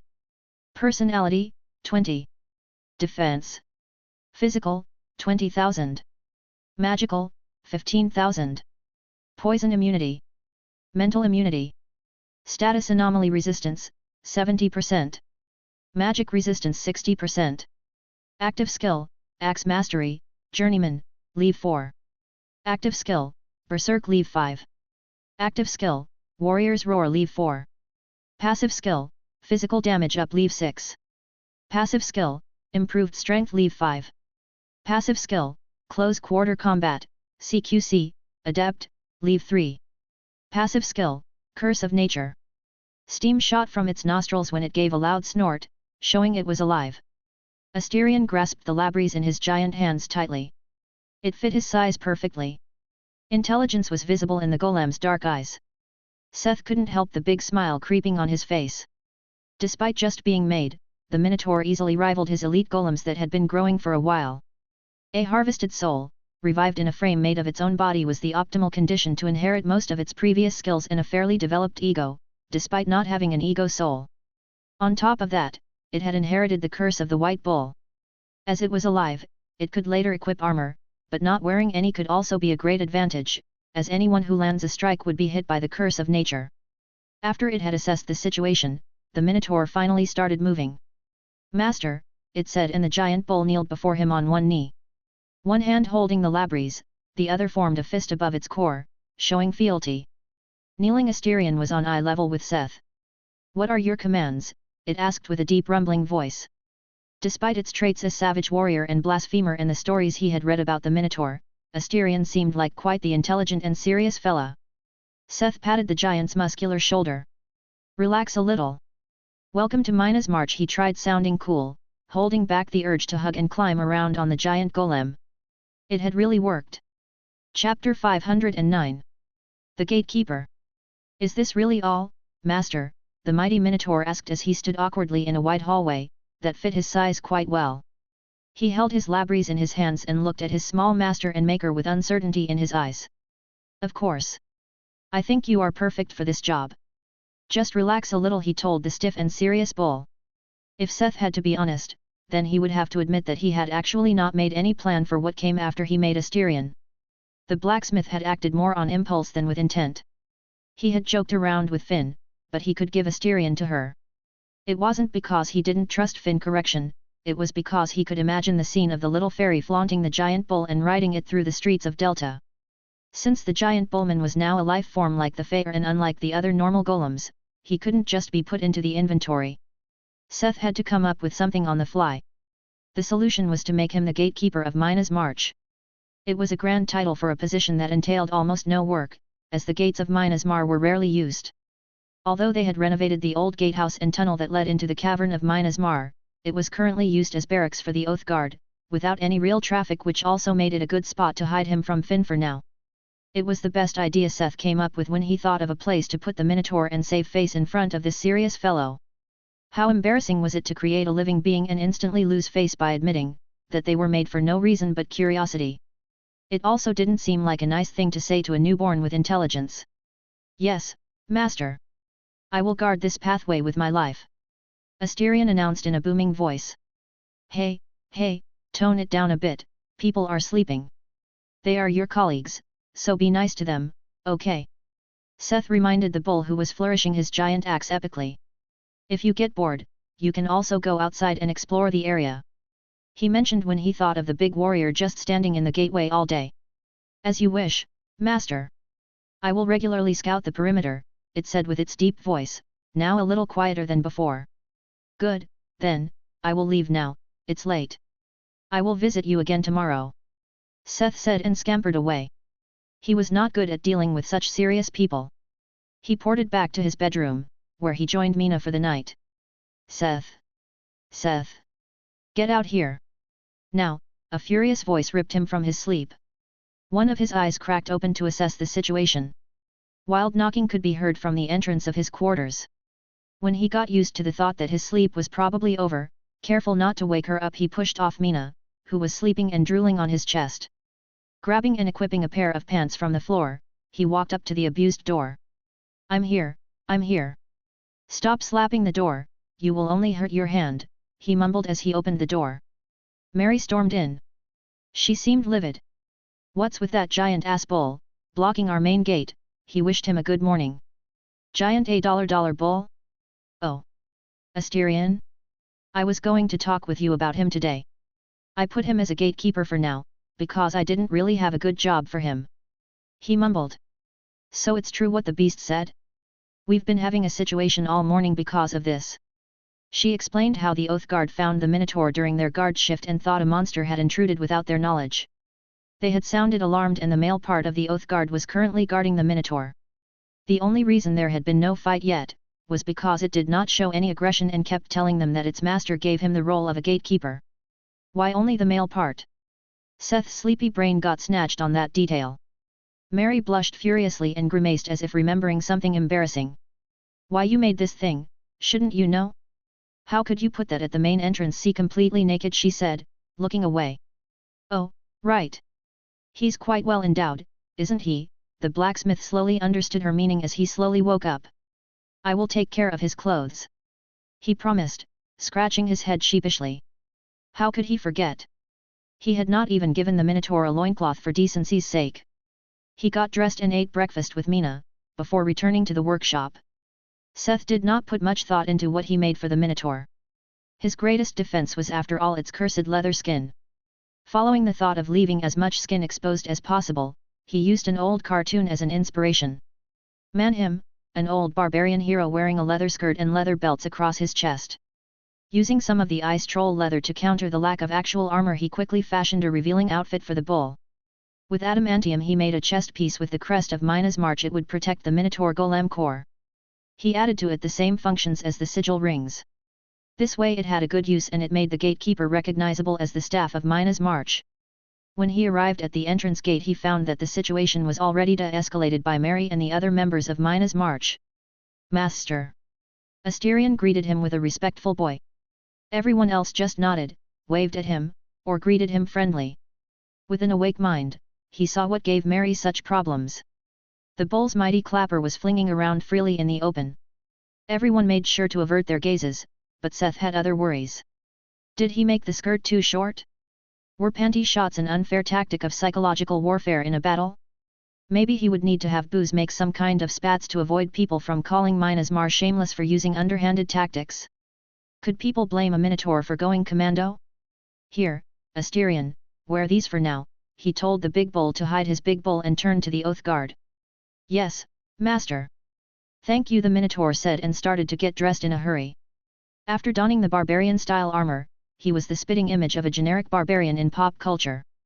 The giant minotaur, wielding the double-headed giant axe in his highly revealing leather armor. Perfection. I'm sorry everyone for surprising you like this. This is your new colleague Asterion, he will be the official gatekeeper of Min Asar March. Please get along with him for now, he asked them. Seth thought for a moment and didn't decide to mention that their duties might change in the future thanks to the Minotaur. Since the Asterion was here now, they probably would not need as many guard teams on standby, which meant they would be able to go out and enter dungeons more often. This was good news for them, but he would have to talk with Mary about this and didn't want to get their hopes up, yet. Having mostly satisfied his curiosity by creating Asterion, Seth returned to the workshop to work on his original task. In the workshop, Cerberus was busy forging weapons. The dwarfs were in their own workshop. Whedon was working on armors and Hone was busy minting the seals of approval. While they waited for his Ithilden and armor shipment, he had the Golem forge produce the Golem frames in preparation. It was a good thing that he was able to harvest a lot of souls during his journey to unlock the Golem forge. This way he did not have to worry about the supply to make his highway patrol golems. The idea of calling them that gave Seth another inspiration, but he couldn't act on it now. He decided to concentrate on his current task. While the Golem forge was working automatically, Seth decided to return to the anvil. This time he did not work on weapons. Remembering the reaction of Paolo and his friend, when a ring dropped in the dungeon reminded Seth of his neglected child. The goldsmith skill. Unlike blacksmith and enchantment who had both crossed leave 5, it was still at leave 3. What did Mary say again? Scarcity and demand make the price. Judging by the party's reaction, accessories were quite scarce. Seth knew that accessories and magician equipment did not drop often in dungeons, but it was not a problem in places like Aura. Although accessories were still expensive, there were enough goldsmiths to make up for the scarcity, so that one could at least buy one if they were a little well off. It was not the same on Earth. It still lacked native goldsmiths with the ability to steadily make jewelry with good effects. The demand quite simply highly outclassed the supply. Even if one had the money, they might be unable to buy something. And a foreign merchant would rather cut off his finger than import and sell jewelry for cheap. As Seth sat down on his jeweler's table, an amused smile crept up on his face. It was not the thought of all the money he would make, it was the thought of the anguish these merchants would feel when he went ahead and messed up their business. What could they do against him flooding the market and destroying their probably well-cultivated system to keep the prices high? Tower, did you finish the scans of the surrounding mountains? Chapter 510. Not just pipe dreams. First came building up a good stock of medium to high-grade products. For this Seth used his last bits of rare bones of Seth he had made all the way back in Y City. There were still over 50 metal bars, even after giving most of what he had to Hone for the certificate tokens. Each bar was big enough for maybe 10 rings. Since the material alone would guarantee a rare item, Seth decided to simplify the production process. The improvements an item got from something like his production skills, was also dependent on the way they were made. A good example was his carefully planned crafted sanguine silver weapons. Diligence was mirrored in the stats of an item. On the other hand, it was tedious and time-consuming to handcraft each and every single ring. Taking into account that the bones of Seth made a careful planning useless thanks to their randomness, Seth also threw diligence overboard. The blacksmith forged the bars into pipes. With each pipe, he used another forging ballad. One pipe would be imbued with damage reflection or a conditional improvement of stats, another with random curse damage. One thing that he knew beforehand was that the demonic ballads meshed well with the attributes of the material. What he didn't expect was that the random effects of the divine iron played along very well. Only very few had the negative second effect that had always made it seem like a trade-off. They were simple effects like elemental affinities, attribute buffs, skill improvements, and crowd control effects. The pipes themselves counted as weapons, and in this way, things like this were created. Seth's brutish pipe of petrification. Rare. Physical damage, 400. Mag damage, 400. Durability, 5000. 15% chance to cause petrification on attack. 235% chance to add a random curse to an attack. A pipe from the hand of craftsman Smith. A weapon so crude, people might be stunned when they see someone wield it, and might turn into stone if they are actually hit by it. The enchantment for petrification existed, but it was very complicated and costed a lot of mana, but here it was. A chance for petrification as a permanent effect thanks to the randomness of bones of Seth. Petrification was a status ailment, that was very hard to cure and almost irreversible once it took complete effect. Even if the chance seemed low. 5% for this kind of effect was very high. Seth's only explanations for the improved effects were his higher luck attribute and Alzalsar's enchantment, Little Laplace. After turning the bars into 50 pipes, he started sawing them apart. Because of some material losses here and there, Seth ended up with roughly 9 blank rings per pipe. Meaning he now had a whopping 450 plus blank rings to finish up. Just enough to maybe reach leave 4. Deburring and polishing ring by ring was a monotonous but relaxing task that helped him in refining his basic skills. For enchantments, Seth went with the effects of size adjustment and another effect fitting the abilities of the individual blanks. Since his enchantment reached the craftsman level, he was able to imbue 3 enchantments to an item and use synthesized enchantments.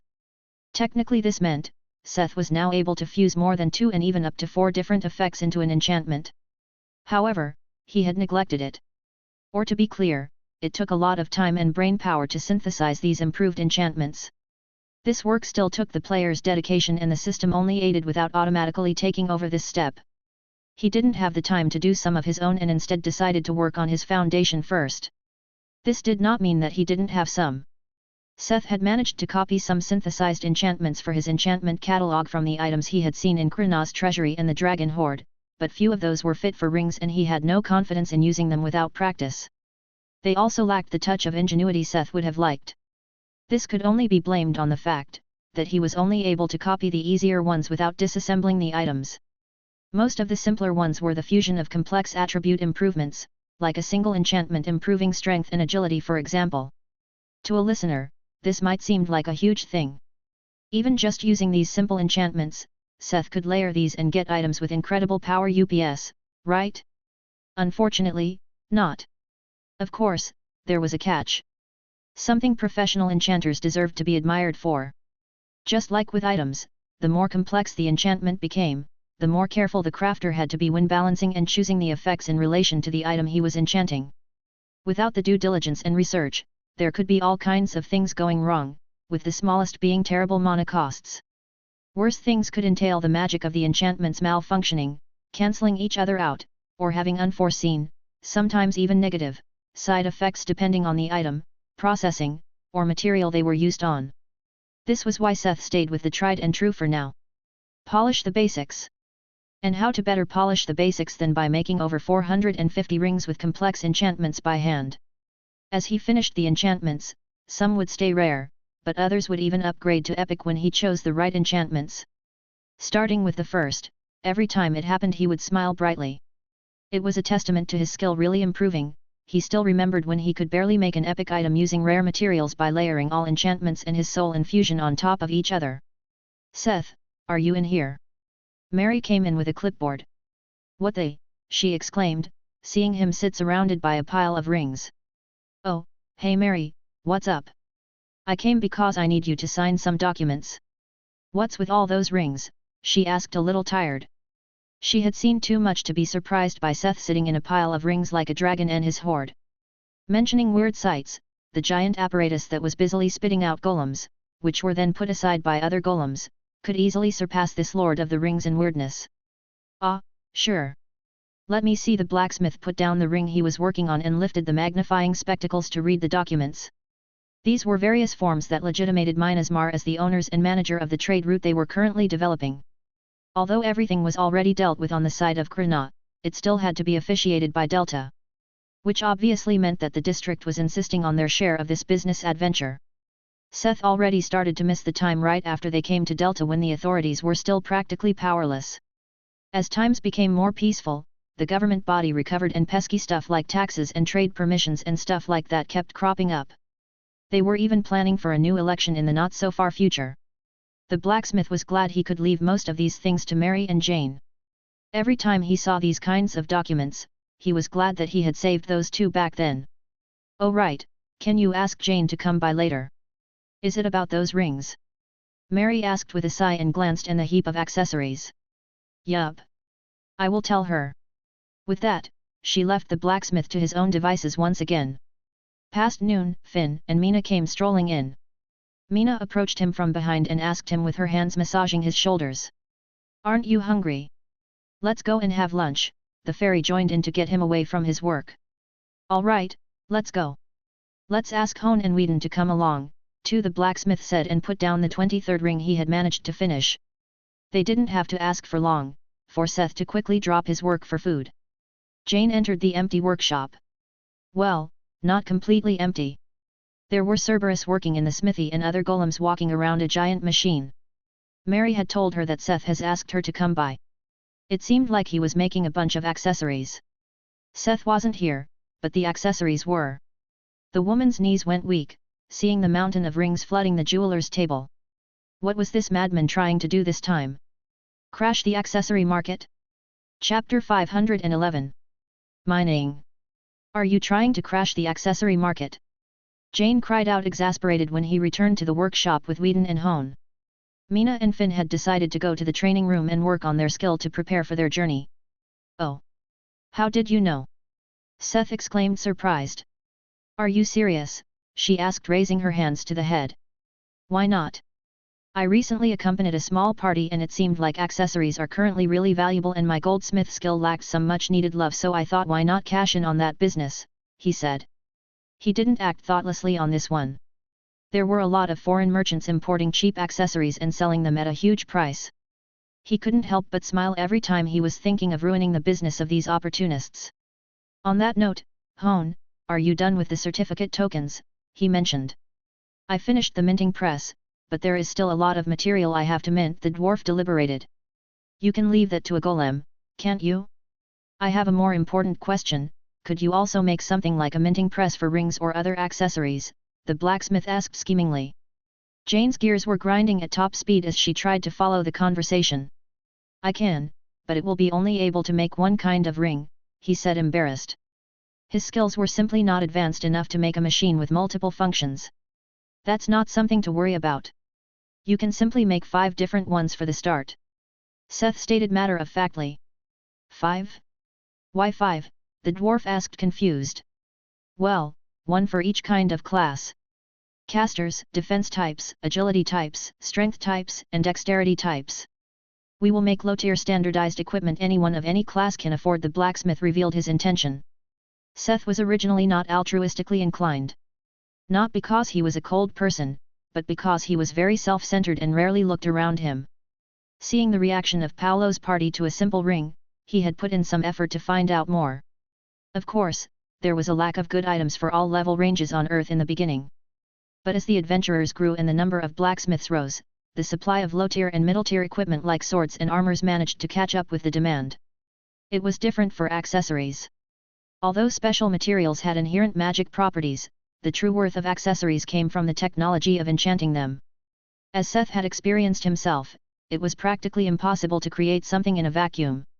Even for Y-City, who were currently developing their own kind of magic technology. Their approach was based on science and physics. And a little bit on the items Seth kept selling, they didn't really have a choice as regular technology did not work in Epsilon. A circumstance people were still unable to explain completely. As such, the native craftsmen who became goldsmiths, or had the goldsmith skill, lacked a crucial part that made accessories potent. Enchanters could help there, but they were also rare, as it was a hard-to-master class. Enchanters had to either learn enchantments or arduously develop them themselves, too. However, the biggest reason that accessories were scarce was probably that production classes were simply unpopular in the beginning. Just like Seth would have never chosen the class of a blacksmith in a situation where his life was in constant danger. The number of crafters only grew recently with the situations in the districts calming down. Still, goldsmith was an unpopular class because of the lacking enchantments. Even with otherworldly products imported to Delta, who had the money to buy an expensive sword or ring, just to take it apart and learn the enchantment? With no local supplier, the adventurers were dependent on foreign trade or dungeon drops. Even now, as more people reached what could be considered a high level, many didn't have any accessories. Even if they had some money, they would put priority on armor or weapons. That was why even a party around Leave 50 like Paolo's, barely had any accessories and was almost as happy about an uncommon ring as they were about the epic weapon Seth gave them. That was how starved the market was. At this point, the quality wouldn't matter. The items wouldn't have to be very unique or of high craftsmanship, it would be more along the line of fashion jewelry everyone could afford. So that everyone could at least have a piece of basic magical equipment that fit them in their equipment slots, as every filled slot would improve the chance of survival. It was just a hunch, but he kept thinking of Asgorn's warning. With the age of gods upon them, every improvement would probably count. Seth doubted something could happen to Delta, but helping was always worth it, right? Especially if you could make money and pull somebody's leg in the process. Is this why I'm here? Do you want to sell this fashion jewelry in the turquoise anvil? She asked, less than happy. Although they were selling some lower-tier potions for their alchemy division, and mid-tier armors and weapons that were made by the dwarves, their shop was known for the high-quality products Seth and especially Cerberus had been making all the time. Suddenly introducing low-tier accessories for a cheap price might have harmed their brand. Seth knew that, too. That was why he had a different idea. No, you are here, because I want to open a second store, something like the Copper Anvil. We separate our assortment and only sell high-end items in the turquoise anvil from now on. Everything else will be transferred to the Copper Anvil. The new accessories, low-grade potions, and we can even sell the dungeon drops there, instead of selling them over middlemen, he explained to Jane. The business manager could only stare at him in surprise. Was it because he had made an actually viable suggestion? When the trade route is done, we could even ship them to Y City. She mumbled, but her thought was interrupted by the dwarf. But what are we going to do about the materials? Hone asked, preoccupied with a different problem. Right, how would we supply the materials for this grand scheme of yours? Wouldn't first need enough materials fit for making these kinds of accessories? Jane followed up on Hone's question. It was a valid critique. Even if they had the production facilities, what were they supposed to do without the fitting materials? But the blacksmith had also thought about this. We will mine it. Or rather, I will mine it. Ever since our world was flooded with mana, many of the ores of Earth have been saturated with magic. I already managed to mine some materials like cold copper or volatile zinc back when we first found Mina's March, he explained to Jane. The dwarf caught on a bit quicker than Jane. Does that mean, you found ore deposits we can tap into? That's right. I had the tower scan the surroundings and it found a few different metal veins showing a mana signature within the range of Mina's March. Jane joined Seth's smile while it was the dwarf's turn to not catch on. Don't we need a mining permit for that? Hone asked, confused. That was true. In magical worlds like the ones under the rule of Krina, it was custom that it needed at least the feudal lord's permit to mine. But it was different on Earth. The territory of Delta does not go past the city boundaries. There are no laws pertaining to mining or pretty much anything past the city limits anymore. Seth explained. The districts were built as self-sufficient megacities, while everything outside was declared no man's land. Districts would not claim ownership or recognize claims over land and resources outside the districts. The simple basis for this action was that there was nothing worthwhile left outside of the districts. This had changed now, but the laws had not yet. Technically, anyone could leave and start a mine outside of Delta, they just needed to have the strength to protect what they claimed, as no authority would interfere. Even if the laws change, how long would it take for the districts to grow a force to police the vast stretches of lands ridden with monsters? Taking Y City as an example, they already were unable to protect the law in all of the districts, much less outside of it. As you see, legally, nobody can stop us from mining out there, for now. Jane concluded their explanation. The dwarf blinked for a moment. Then what are we waiting for? Think of all those ownerless ores out there, make me all fidgety, we have to get Whedon, too, he started urging. There is no need to hurry.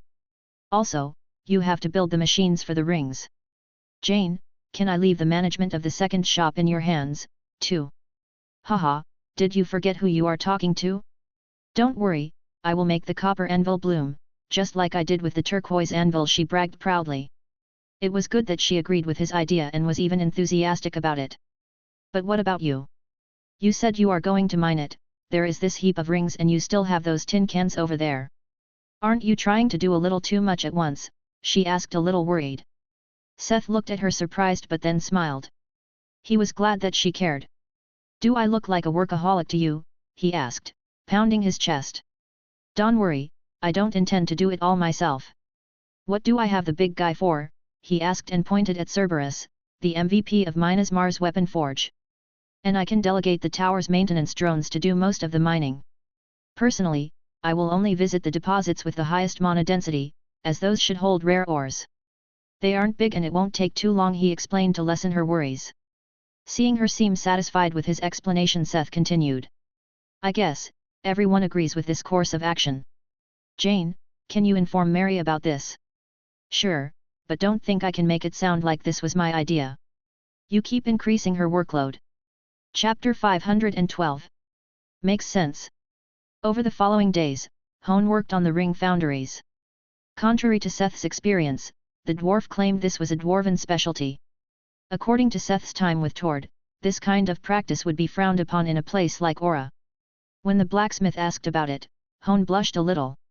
There are many old people that think like this in my former clan, but that is a custom of he past. He explained it as a cultural difference. After all, they were speaking about people from completely different worlds. That makes sense, Seth nodded, pondering. Of course, nobody could expect dwarven society to be the exactly same everywhere, when they were isolated by dimensions. While Hone was busy building production facilities, Seth was working on finishing the rings for the turquoise anvil, until 3 days later a member of the Oath Guard knocked at the door of his workshop. Arim, Tower Master, he asked a little nervous. Yes, he looked up from the ring he was working on, with his eyes comically enlarged by the magnifying spectacles. There is a message from the System Church. Your shipment has arrived, he informed the blacksmith. Oh, which one? I'm sorry, it doesn't say, the man answered nervously. Calm down, I'm not gonna eat or something. I will go take a look. Could you go and inform Mary, in case someone looks for me? Ah, yes, sir, he said and hurriedly ran away. Seth stood up stretched, putting the spectacles aside. With a simple command, he instantly ported from his workshop to the hub of the System Church. He was still wearing his leather apron, covered his small metal shaving from carving enchantments. Could you call Simon for me? I got a message that my shipment arrived, he spoke to one of the priests at the counters. He nodded and left, only to quickly come back with Simon in tow. Seth, you were quick. I sent the message just 10 minutes ago. I would have been even quicker if you learned to use a phone and just contacted me directly, the blacksmith joked. Well, you could also just get used to communications crystals, the priest countered. Who would want to always carry around those bulky things? The staff silently vanished, leaving Seth and Simon to bicker on their own. So, what shipment did arrive for me? It will be quicker if I show you. Follow me, the priest said mysteriously and led him deeper into the church and into a big storage room. This is your shipment? All of this? The whole shelf? Simon had stopped and the two stood at the far end of the expansive warehouse. The shelf Simon was referring to covered the whole wall and was jam-packed with wooden crates. The blacksmith gasped when he opened the lid of one of the crates. This is crazy! He couldn't help to exclaim. There was a wall of crates and each crate was filled to the brim with Ithildan bars.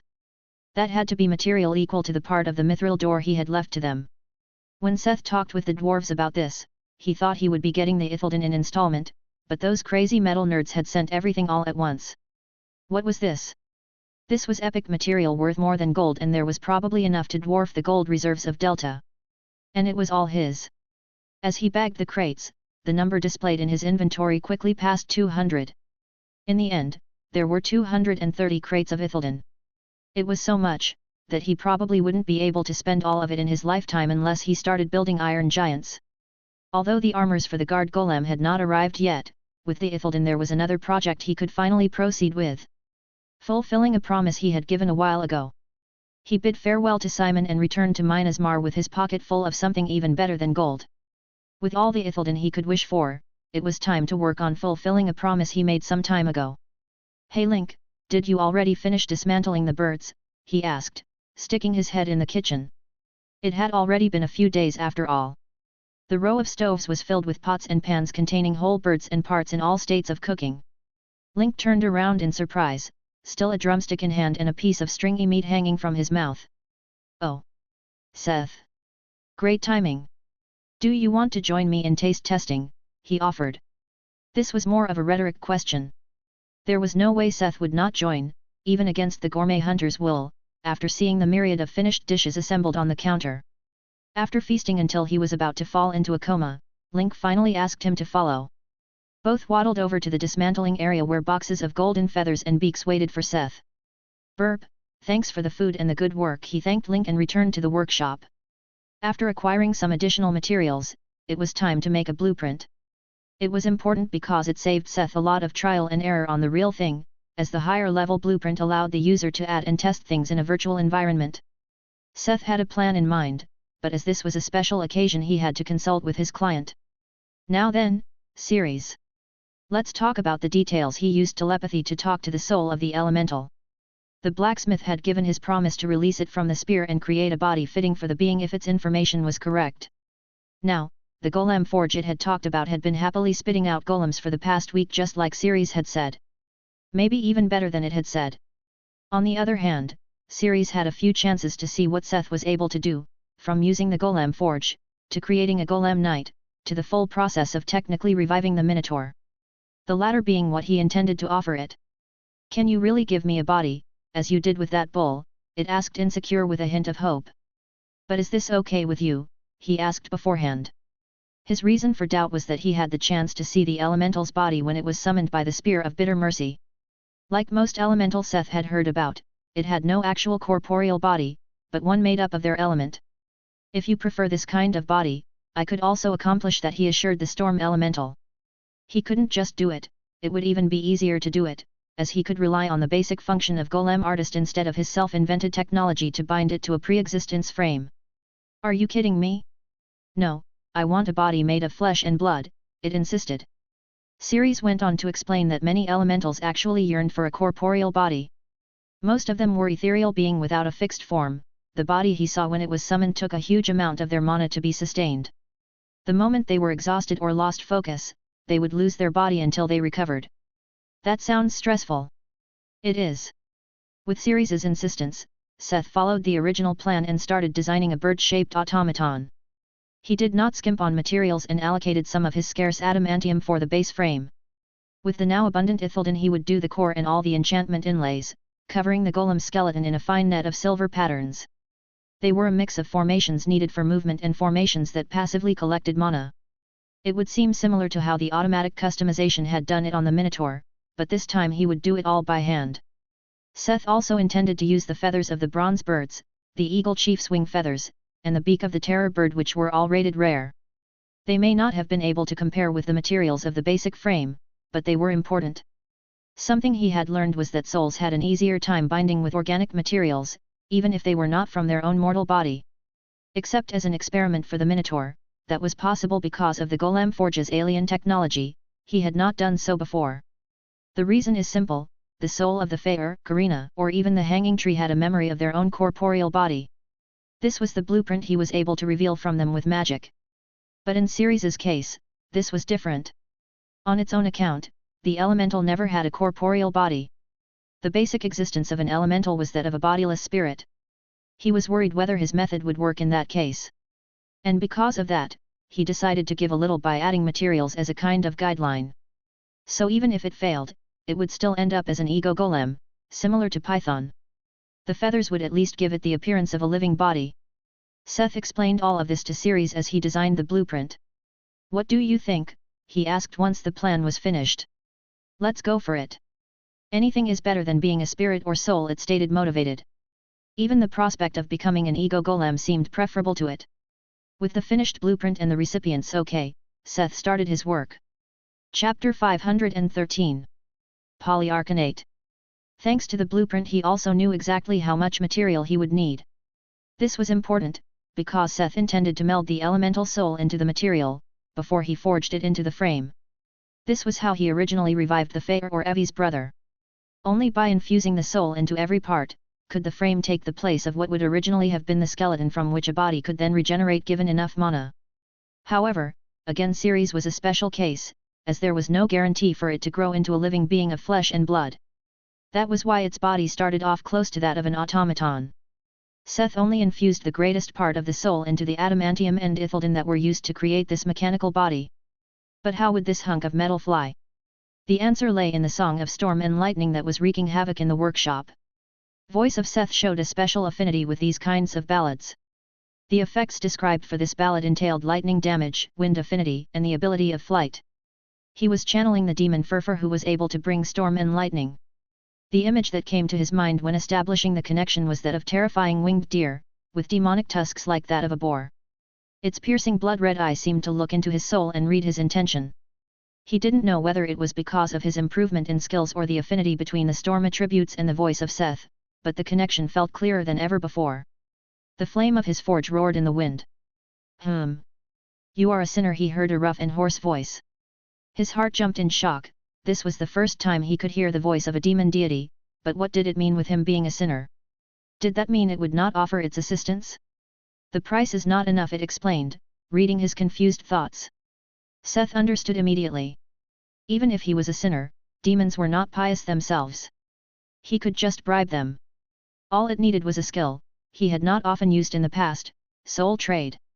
Only after paying the price of several souls did he feel a wave of satisfaction being transferred to him. Now he could continue working. Chanting the tune that summoned a whirlwind in his workshop, and channeling the power of the demon, Seth melded the soul of Ceres into the metals and began shaping the parts for the body. It didn't take long for Seth to forge the overall structure. Soon a mechanical bird the size of an adult was sitting on his workbench.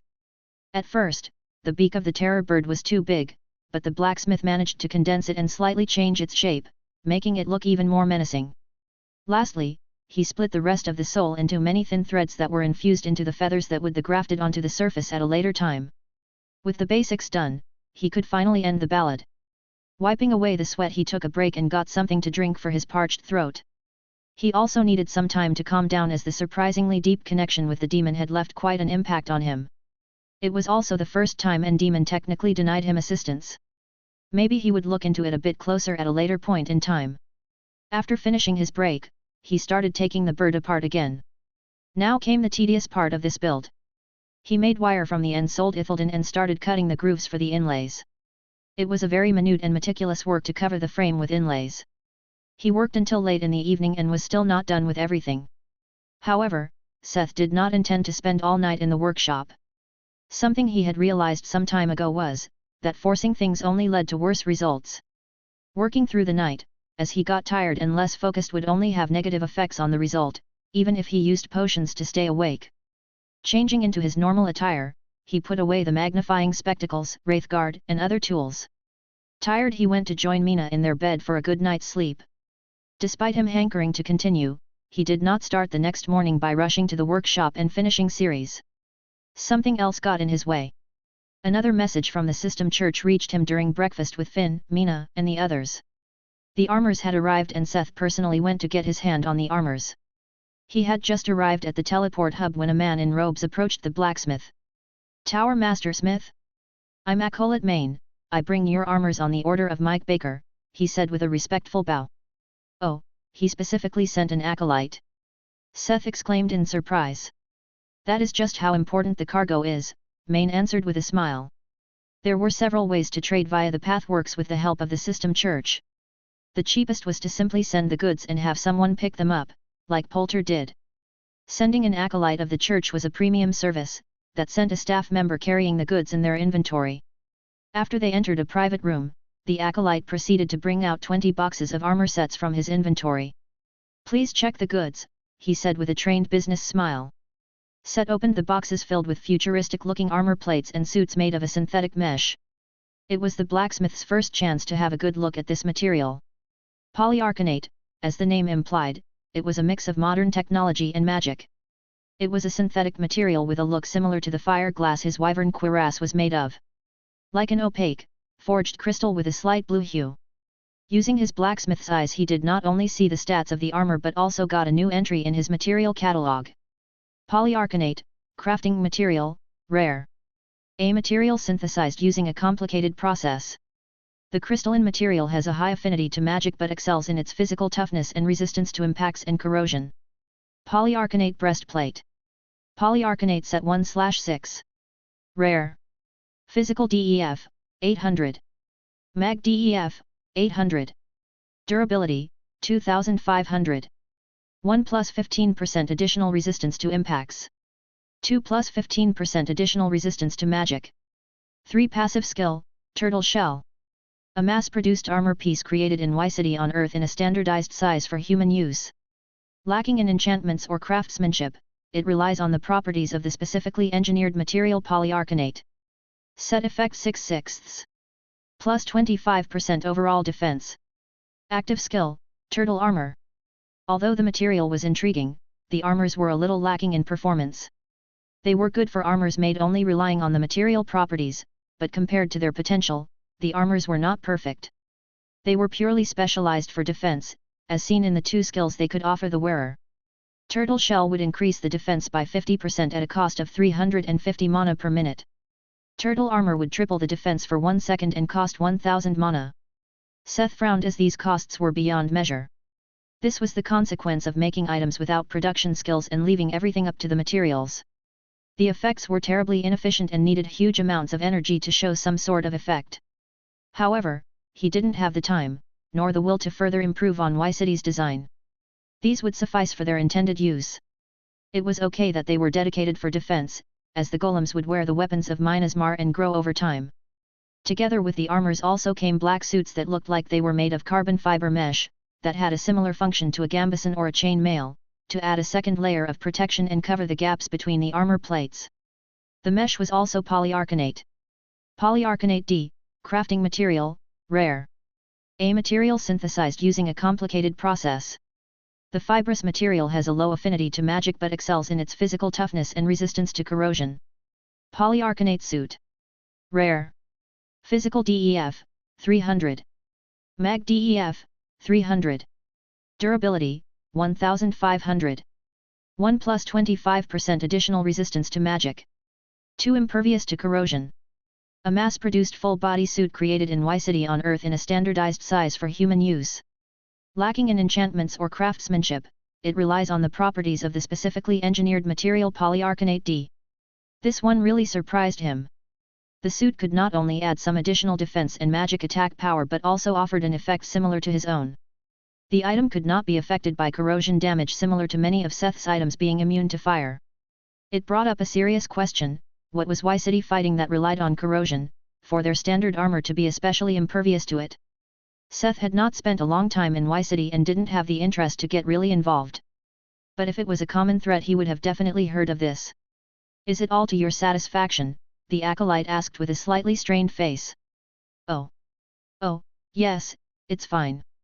Seth hurriedly answered. It seemed that he had been spacing out.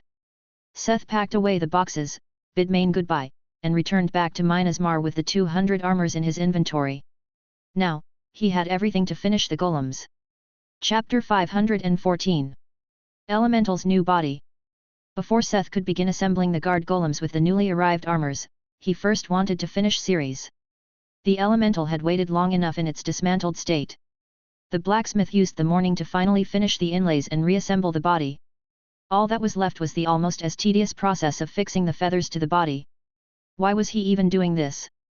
He thought to himself, and he added feathers one by one, using a small spirit flame to weld them onto the bird's adamantium shell. He didn't know what it was, but it felt like he wasn't making any progress. Each feather, one by one, made him more and more vexed. He just wanted to be finished with this. Okay, off you go, he exclaimed, almost chugging the golden bird into the waters of Styx, not even a second after he placed the last feather. Wait, Ceres cried out, and Seth barely managed to halt. Wasn't there something about a song? The elemental asked in a panic.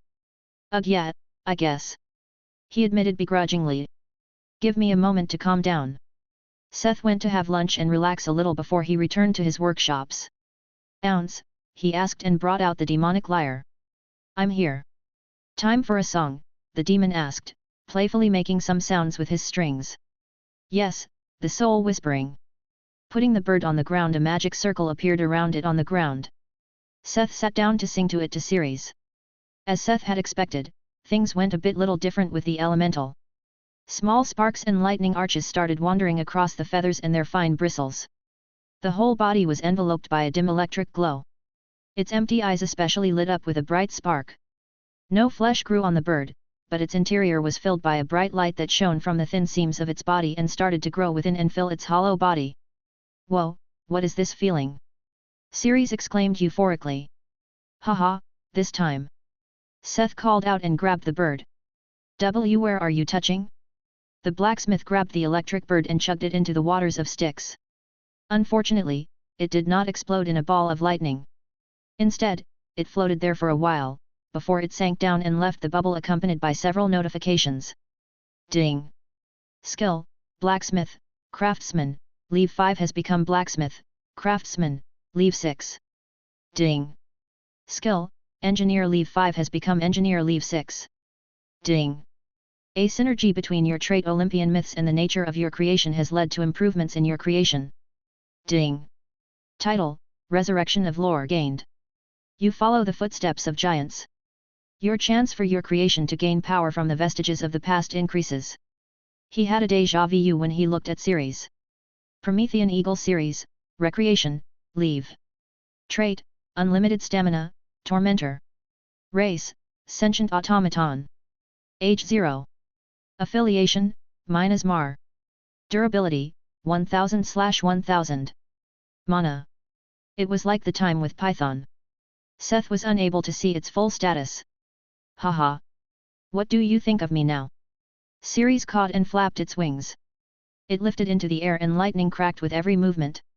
Being illuminated from the inside, Ceres now almost looked like a mass of energy wearing a bird armor, not like a bird automaton anymore. This great, it cried in euphoria. Seth on the other hand was speechless, as he had a hard time comprehending what was even going on. What exactly had happened? It was the name that had really baffled him, and it was the best hint to make him realize what was going on. Of course, he had been aiming for a synergy with his trait. But the highest hope he had was for the low chance of making a Stymphalian bird or maybe the birds of Ares by some stroke of luck. According to his experience, most of the synergies with Olympian myths came from the strong connection with Hades. He did not really understand the criteria yet, and there was a good chance he would never completely, but in his mind, it was a simple notion. Make something with a strong connection or semantic similarity to something that should already be in the underworld, or shares a myth or connection with Hades and hope for the best. It was different this time. The eagle of Prometheus, that would regularly come to eat the Titan's liver. In some accounts, the eagle was an automaton created by the god of blacksmiths, and it would later be slain by Heracles. This meant it was his connection with Hephaestus, or technically both of the Olympian gods, that had come into play this time. His choice back then in the treasury, to bring the elemental with him, had really paid off. He did not just get good info on his skills and was able to aim for the Golem forge. He also had a new companion comparable to Python. Watching the bird happily fly just below the ceiling of his workshop, he finally managed to gather his thoughts. A wave of relief and happiness flooded over him.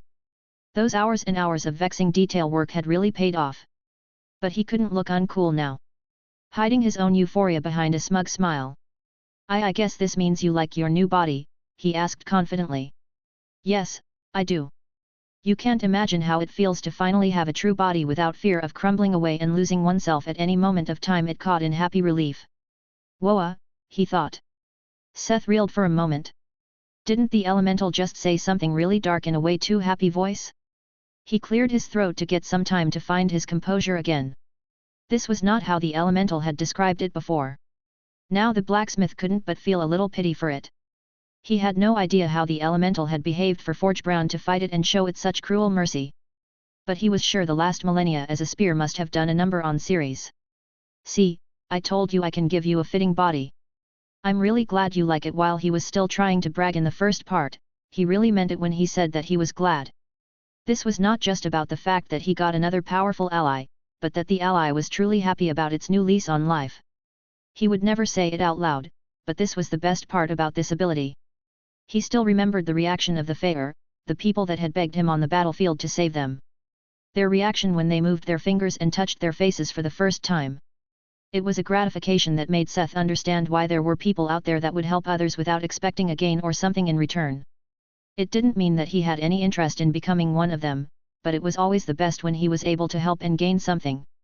Now, what should I do? Ceres suddenly asked. He didn't notice when, but the bird had landed on the table in front of him. This was a problem. The same he had with Asterion. Seth had not actually planned a specific task for them. Unlike Python, which was a golem with an ego, the Minotaur counted as a living being and couldn't be put in his inventory. As for Ceres, Seth didn't know whether it was possible or if he even wanted to store the happy bird in his inventory. How about you go out and enjoy your new, corporeal existence or something? I will contact you if I have something for you. Seth suggested. He thought of bringing Ceres along on his quest, but he wanted to give it some freedom for now. After all, he had roughly 200 golems to make and almost as many rings to finish before he could think of starting the journey. The bird nodded and Seth watched it shoot off into the hallway. Chapter 515. Ancient Magic. An ice cafe at the edge of a busy pedestrian zone. A sundae was quickly being emptied as if it was vanishing in time lapse. When the class cup finally returned to the table, a tiny humanoid wiped away her ice cream mustache. Now, then, Lena suddenly asked to meet Finn. What can Finn do for you? The fairy asked, looking up at the princess. The princess was supporting her chin with a hand and looking down at Finn sitting on the table. Although she had just asked a question in a serious tone, her eyes were already glued to Lena's sundae, which she had barely touched. With a chuckle, she pushed it over in front of the little brute. The look of the little fairy, as if Lena was the most magnanimous person in the world, just before diving into the cup, warmed her heart. There were a lot of things she wanted to do, but she had to control her impulses. She had to play this slow. A tiny burp signaled the inevitable end of the second sundae. I have something for you, Finn, a present. A present for Finn? But Finn is already indebted to Lena for the thing with that annoying prince. How could Finn accept a gift? It's Finn that should gift something to you, the high-pitched voice tried to argue. Don't reject it so quickly. You should have a look before you make any hasty decisions, she said with a big smile and brought out an ancient-looking scroll. The parchment had become a deep yellow color with age. Rips and cracks bore witness to its history. The scroll was held together by a ribbon that might have been bright red at one point, but now it seemed dark and grimy, like dried blood. On the ribbon was a bronze-colored wax seal with a symbol that could not be recognized. Even without an appraisal skill, one could feel the aura of power emitting from the old parchment. A skill scroll! Finn exclaimed. Judging by its aura, it had to contain an incredible skill. Yes, it's an ancient skill scroll. I had to look through quite some storage registers. Do you want to know what skill it is? She tempted the fairy's curiosity. Finn can't accept such a precious present, no matter what skill can be learned from it. The brute tried to resist her own thirst for interesting knowledge. Her eyes shone bright, but she turned away from the temptation. Lena bowed down to her, so her face was right beside the fairy on the table. Then she whispered with a persuasiveness that could rival the voice of Seth. It's really extremely precious and really cool, but also something only Finn can use. It's a skill just for Finn. Just Finn. She stole a glance at the scroll. The fairy's iron will showed cracks. Yes, I prepared it, especially for you. I would be so sad if you refuse my gift, the princess continued. But, well, maybe I will at least listen to what you have to say. Her defenses lowered. This is an ancient and very rare skill scroll, that can give you one of the special skills of the fair folk. A special skill of my people. Finn mumbled, entranced by the possibilities. It's the shapeshift skill, the princess started, but suddenly Finn and the scroll were both gone before she could even finish the sentence. The fairy had actually grabbed her present and ran off. What did just happen? What did she do? The little fairy came to a halt in the shadows of a narrow alleyway. Her eyes were glued to her lute as she was still trying to figure out what she had just done. The moment she heard about the skill, something short-circuited in her. The possibilities, her yearning, the chance. It was a present, but at that moment she instinctively had to get her hands on it. Gone were her attempts to seem modest. She didn't even care that Lena said it was a present. She had run off with it, like a thief, just to make sure nobody could take it away from her. Shapeshift, a skill her ancestors were known for and proficient in. The ability to change into a human, or animals, or even things like fog or wind, depending on the user. For a moment she became completely calm. Was she really going to do this? If she did she would be able to, but what about Mina? They were friends. Was this okay? What about Seth? If things didn't work out things would be so awkward. Was she really ready to risk their friendship? Usually, she lived on the motto that the only loss was a chance one didn't take, but this was the first time it felt so important. Decisively, she ripped the scroll. Ding! You have learned the special skill Shapeshift. She had decided. Just learning the skill wouldn't change anything. What was important were her actions from here on. After finishing series, Seth put down his tool and spent the rest of the day with Mina watching movies and playing games. After their stay in Krina, she had become more susceptible to the pastimes of Earth. Now, everything was ready. He had recharged his batteries and started working on the guard golems, which would take over part of the protection of the trade route. The Golem Forge had consistently spat out golem frames over the past day and 200 of them only waited for the last touch. There was only one major difference between these golem frames and the ones he used for his golem knights. It was because of a conversation he had with Drosy, the Tija merchant, when he described to them what he was working on for the trade route. If you allow me to give you a small piece of advice, it might not be a good idea to give the golems your weapons, the cat person told him. As an old traveler and merchant across dimensions, Drosy had a better understanding of the mindset of people. If others saw epic weapons in the hands of golems, no matter how strong they were, they would have thoughts of attacking the golems and plundering their weapon and armors. He would be lucky if they didn't act already, just for the armors. This made the blacksmith realize that it was not necessarily a good idea to give the golem detachable weapons. Although this impeded their ability to change weapons based on the opponents, Seth decided for a change. Instead of 2 hands, like his golem knights, these guardian golem frames came with either 2 blade arms or 1 blade arm and a shield arm. Seth hoped to have the weapon being part of the golem's body, would deter people from attacking the golems to plunder them. To counter the drawback of not having a separate weapon, these blade arms had edges made of a tiny amount of artificial adamantium embedded into the blade body made of crimson steel. All Seth had to do now, was make 200 cores from Ithildan, assemble the golems, and infuse them with souls. The process was just like when he made the golem knights. The souls he used were mostly the medium-sized souls he had looted from the bronze birds. As the final power of a medium-sized soul could vary, Seth took care while refining them. If they were too small, he would add a few more small souls. Since he didn't have to do a whole lot, soon the finished guard golems started to line up in the workshop. Mostly because it granted Seth a great deal of satisfaction to see his finished works neatly lined up like that. That was despite the fact that they looked like imperial soldiers of star battles and less like knights, Seth's preferred aesthetic. But there was nothing he could do about that now. Chapter 516. Sudden Additions. A week later, Seth had finally finished everything he wanted to achieve before going on his quest. A troop of 200 blade-armed guard golems ready to be deployed to their duty was waiting in a storage room. He had finished over 400 rare and epic rings for the turquoise anvil and raised his goldsmith to leave 4. The accessory production on Hone's side had also started off after the tower drones had mined several metal veins in the vicinity. With the help of some armor golems Seth had made on the side, the dwarf was able to mass-produce low-tier magic rings in the hundreds per week. Jane had worked quickly and found a location for their new shop. The name Copper Anvil that Seth came up with on the fly stuck and became official. It was a slightly less expensive location at the edge of the city center, but still on the way where all kinds of people would come by on their way to the Adventurer Guild. Seth was currently talking with Mary about their future course of action while he would be on his quest. I will make the preparation for the 3rd expedition to deploy the golem along the trade route, she assured him as Seth would be already preparing their set-off. The party's plan was to travel along the central mountain range to the north, past Gamma, towards the northern sea. The reason was that Apollo had specifically said Hyperborea. In myths, it was known that it was supposed to be an island in the far north past the mountains. As Earth was one giant continent, there was only one northern ocean that could be meant.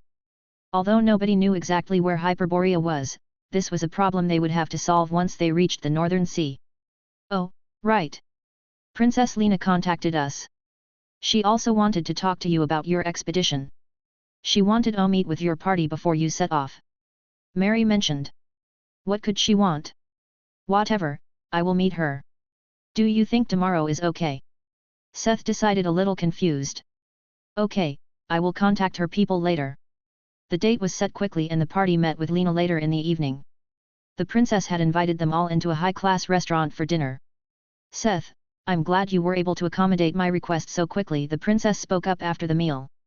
Of course. What can I do for you? The blacksmith asked. His belly was full and he was satisfied. I heard you would be traveling up north. Yes. I would like to join you on this quest. The princess suddenly dropped the bomb. Why would she want to come along with them on a quest? As far as he knew, she was a busy person. Was it okay for her to leave behind her duties for maybe several weeks and get herself into danger? His doubts were written on his, and the princess started to explain.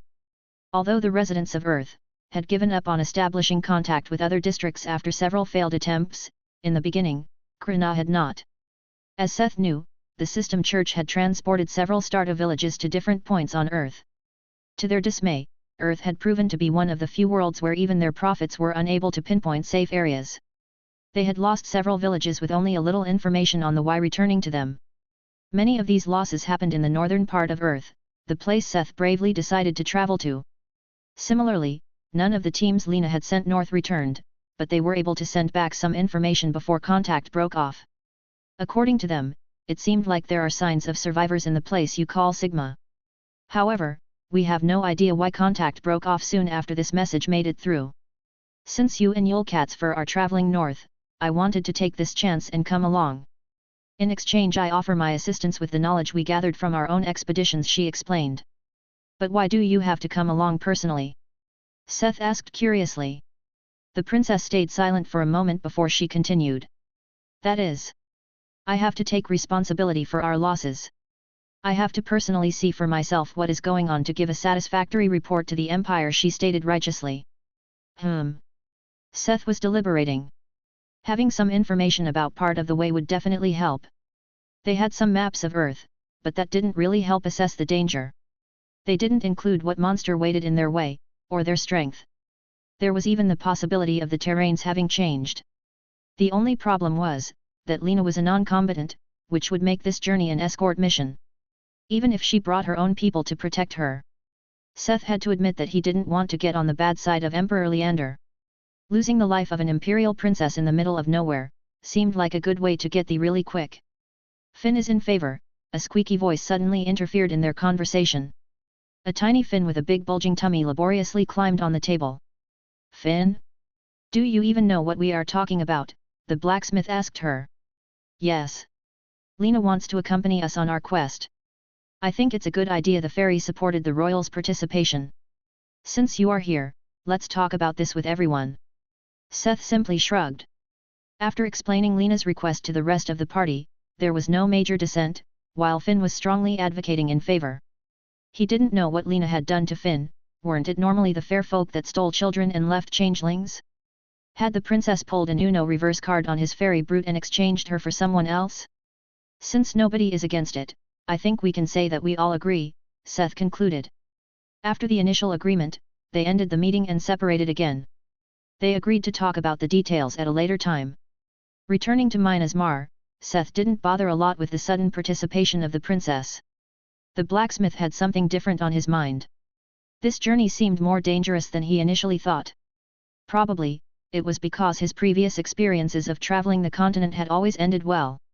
It had given him a false sense of safety. Lena's people, the scouts of the Empire, were far from weak. Even Seth would have to admit with grinding teeth, that their equipment he had seen in Krina was probably better or at least as good as what he gave the lords of Min Asar. These kinds of people vanished without a word out there.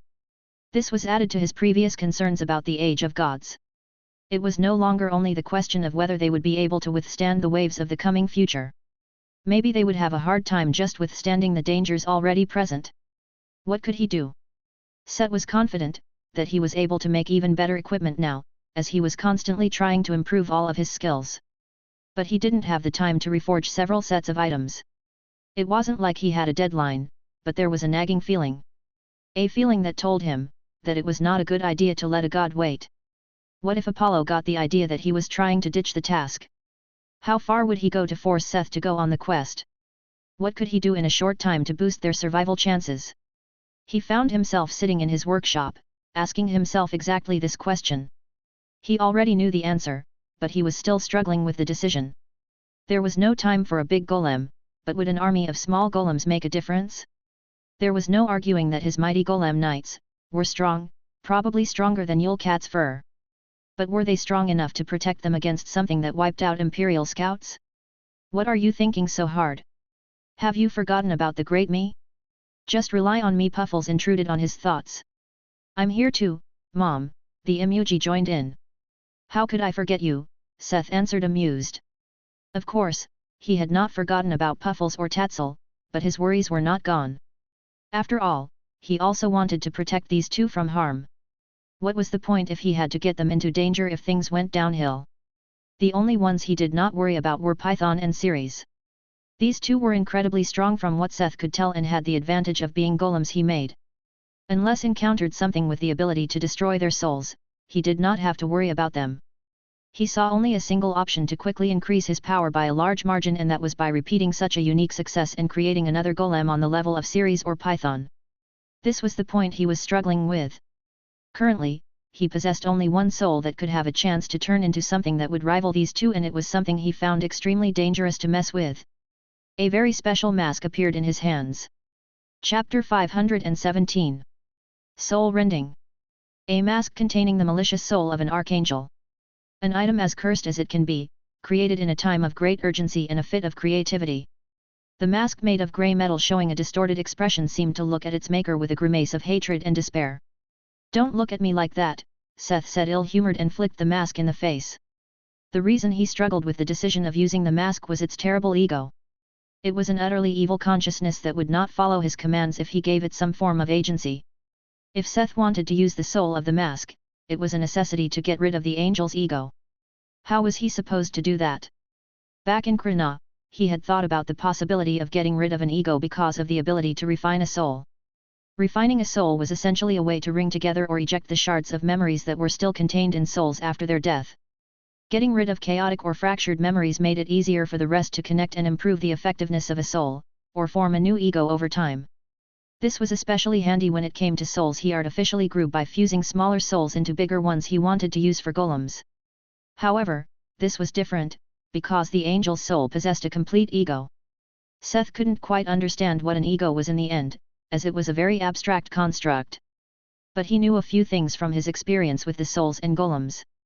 It was inherent for a soul to develop sentience, or an ego, the more experiences it collected. This also meant that the more memories or impressions were left in a soul, the easier it was for it to develop an ego. But an ego was more than the sum of its parts. With an ego in place, just losing some memories would not harm or even change it. After several tests with the mask, he found out that a strong ego could even remember memories he deleted. The big realization he had come to: the only way to make the soul usable, was to completely break the ego first. This was the step Seth had the least confidence in. Seth had no idea how Forgebrand had solved such a problem. Had the dwarf even cared to solve such a problem? Whether Forgebrand had a way or not, Seth didn't know, but the bard had a way. The blacksmith felt all icky after spending a full day in the library of the Demonic Bard College and reading about some of the darkest specializations of demonic bards. Seth and Forgebrands were not the only ones who thought of powering things with souls. Although others may not have had the blessing of a god of the underworld to do so. The section in the library was small and slightly hidden. Ember had not seemed comfortable showing him this section when he asked about the manipulation of souls. These were books that had little to do with the kind of forging or crafting Seth had researched before, which was why he had never read them. These were the book written by what Seth would call insane scientists. Papers and books, page over pages filled with cold and emotionless descriptions of hair-raising torture and experiments. About the wresting away of souls, the imprisonment, the ways to extract information, and direct torture to the soul body of a still living being. All kinds of things Seth would have gladly lived without knowing.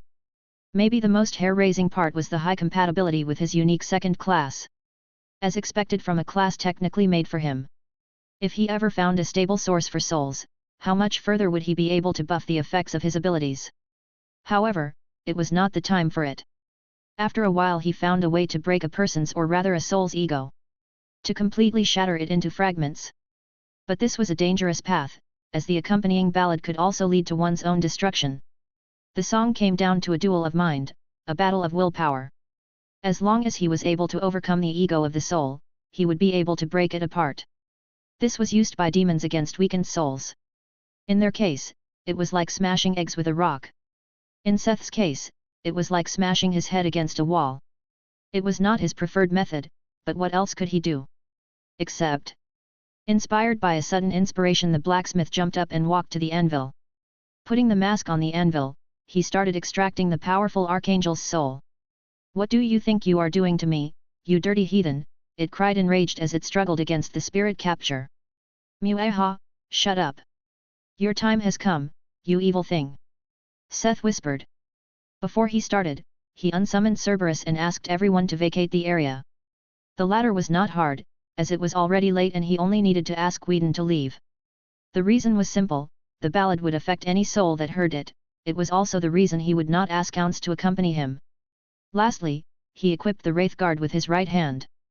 With all preparations finished, a sickening tune started flowing through the workshop and the adjacent hallways. The waves of the music kept surging against the armor of his soul.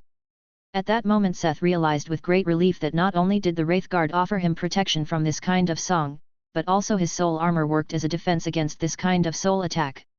Despite this advantage, it took a lot of concentration to keep singing, as he felt the music attack his own soul and wash against his defenses.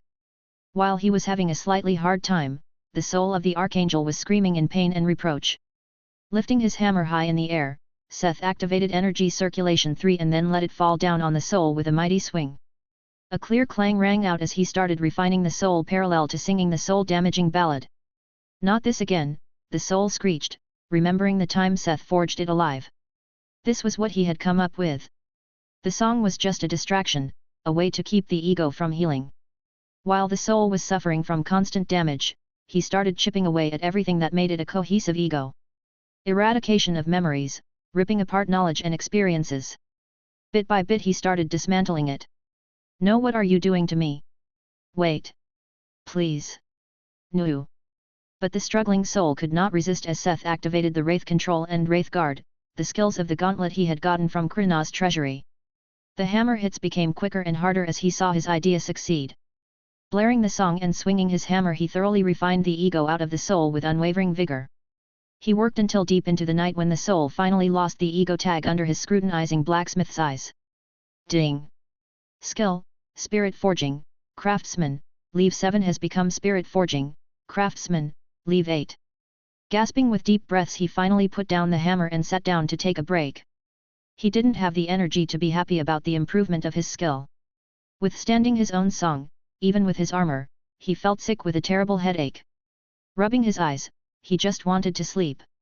Pulling a blanket from a cupboard, he simply slept in the workshop. It was warm when he woke up. Warm and soft. He was not alone. "Mina, what are you doing here?" Seth asked groggily when he recognized the face pressed against his chest. Nom, you didn't come to bed yesterday." She mumbled, barely awake, hugging him tighter. Hugging her back with a smile, he stood up from the workshop floor with her in his arms. He teleported to their bedroom, where he gently put her in bed. He still had to finish something. Chapter 518. Angelic Soul. Looking at the clock, it was 7 in the morning. He had slept for a couple of hours and still felt kind of empty inside. A side effect of his own ballad, but he felt refreshed enough to continue.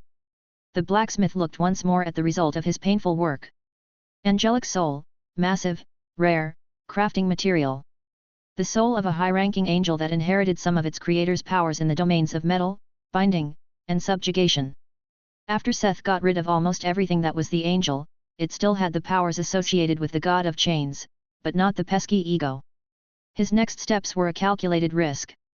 He used the golem forge to create a humanoid frame from mithril.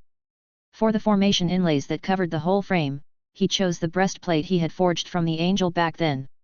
It had been collecting dust for a long while and he had lost all interest in it after seeing what the mask did to the wearer. As he would never be comfortable wearing it or letting someone else wear it, he decided to use it in this way. Why was using mithril a calculated risk? Mithril was not the best material he had available and it might lower the golem's initial stats, but Seth was counting on the previous mask's properties. He anticipated that, once he infused the soul, the divine metal would start to encroach on the mithril, like the mask did on its wearer, and turn the whole body into the material the angel was originally made of. This was also the reason why he chose Mithril. It had no attributes that could potentially get in the way of the change. Also, it was not overly precious to him. It would have felt like a loss if he used Ithildan or Olympian silver, just for them to turn into the dim grey metal of the angel. While the golem forge built the frame, the blacksmith was busy preparing the soul for the infusion into the frame. Using soul forging, he turned the massive soul into a spectral replica of the golem frame. He split off a few spectral threads he wanted to use for additional equipment. Similar to the frame, Seth did not choose an armor made of special materials. Instead, he chose a simple armor with solid enchantments, the Dark Knight set he had been given by Tord all that time ago. It had served Seth well and was later worn by Tekker for some time. Now it would serve him once again as a protector. Its set effects also had a great affinity with the traits of the angel, and these dwarven enchantments would stay, even if the material was changed. When the mithril frame was completed, Seth started assembling everything. As the first step, before anything else, he gave the golem its new face. He thought it would be fitting to use the empty mask as the face and welded it to the blank head. Now that the frame and the spectral frame the blacksmith prepared were identical, he infused it into the new body. As it entered, all the inlays and the mask lit up, as if happy to be reunited. Seth took a moment to inspect the work in progress a lat time. Without the soul, the mask showed a handsome face with a neutral expression. The face really looked like a benevolent saint when it didn't spout its fanatic nonsense. It was almost a shame that it did not really matter, as it was covered by a menacing black helmet just moments later. After using soul forging to turn the soul parts, he separated into a mirror of the armor pieces and infusing them into Dark Knight set, he dressed the golem in its cool new armor. There was only one more thing to do before giving it a bath in Styxian water. Its armaments. What would fit it better than some of the weapons he had made from its own body? Since it was originally a being with magic skills, he connected the soul with the staff and added the shield as additional protection. After all, he didn't know whether it would transmute the mithril, so giving it a shield seemed sensible.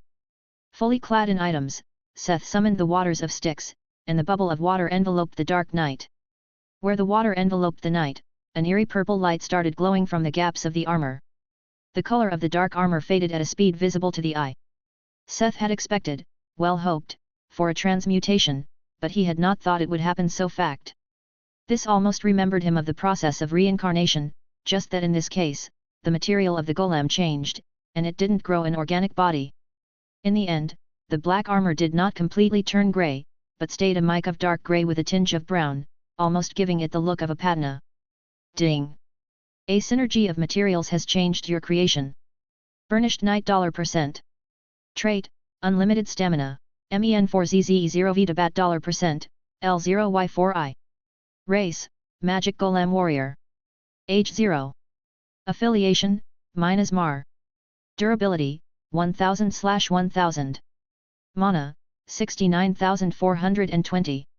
He had succeeded in creating something similar to Python and Ceres, at least somewhat. He couldn't see the full status, but it also seemed slightly corrupted, like the other angel items that had only parts of their function revealed. The golem that was lowered on the ground stepped forward on its own accord. It lifted the visor and a pair of glowing purple yes examined the blacksmith. "Master," it exclaimed and knelt before him, lowering its head. The fact that it already seemed to have an ego was worrisome, but Asterion had been the same. But seeing it submit really calmed Seth's suspicion by a lot.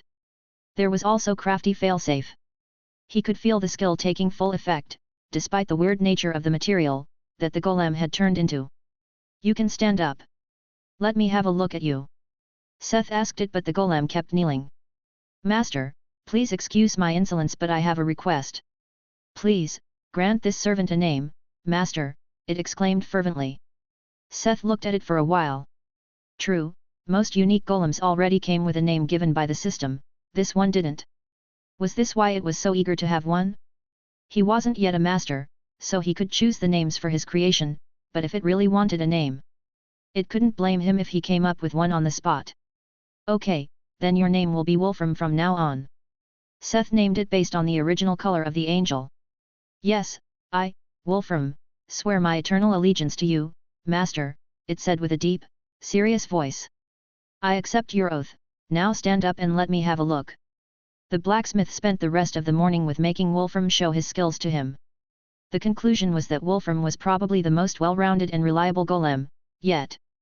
Python, Ceres, and Wolfram, Seth felt adequately prepared with his setup of golems.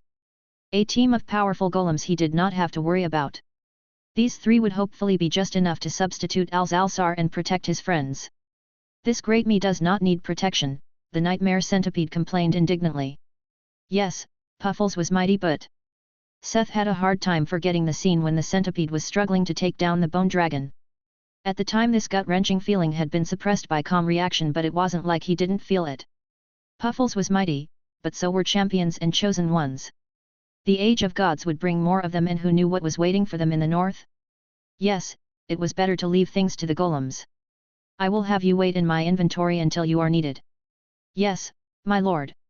He put the powerful golem in his inventory and left the workshop. Chapter 519. Somewhere else, 14. Sigma. Every breath of cold air cut deep into her lungs. She couldn't control her heavy breathing as she ran alone into the old monastery. This place should be safe, the walls were thick. It was a risk to leave the perimeter, but she had to see him. It might be her last chance. The cold she was not used to was biting through her leather armor. It wasn't much warmer inside than it was outside. She took some turns and walked down a hallway lined with doors. How is he? She asked, meeting the old priest on the way. Come see for yourself, the priest said, reserved, and led her further down the hallway and past the row of cells. Big dark shadows could be seen through small barred windows in the doors, and their aura kept pressuring her. She could feel her fear rising in their presence. They came to a halt before a cell at the end of the hallway. Tears burst from her eyes, seeing the tall figure inside. It was a huge creature covered in thick fur and a canine face. Annalise. The creature wheezed with much trouble, forming words. No mist formed before its face, as if its breath was as cold as the winter. Oh, no. Anton, she exclaimed, seeing that he had already transformed so far. The medicine won't work anymore. It's a full moon today. Use your last chance to say farewell, the old man mumbled in a deep, sorrowful voice. He had seen these scenes too often. Sorrow, fear, and despair mixed in her heart, but she nodded grimly. Annalise stepped up to the cell, her fingers insecurely touching Anton's fur. Just 2 weeks ago, he had been her handsome fiancé. The man she wanted to spend her life with. But her heart was scarred over.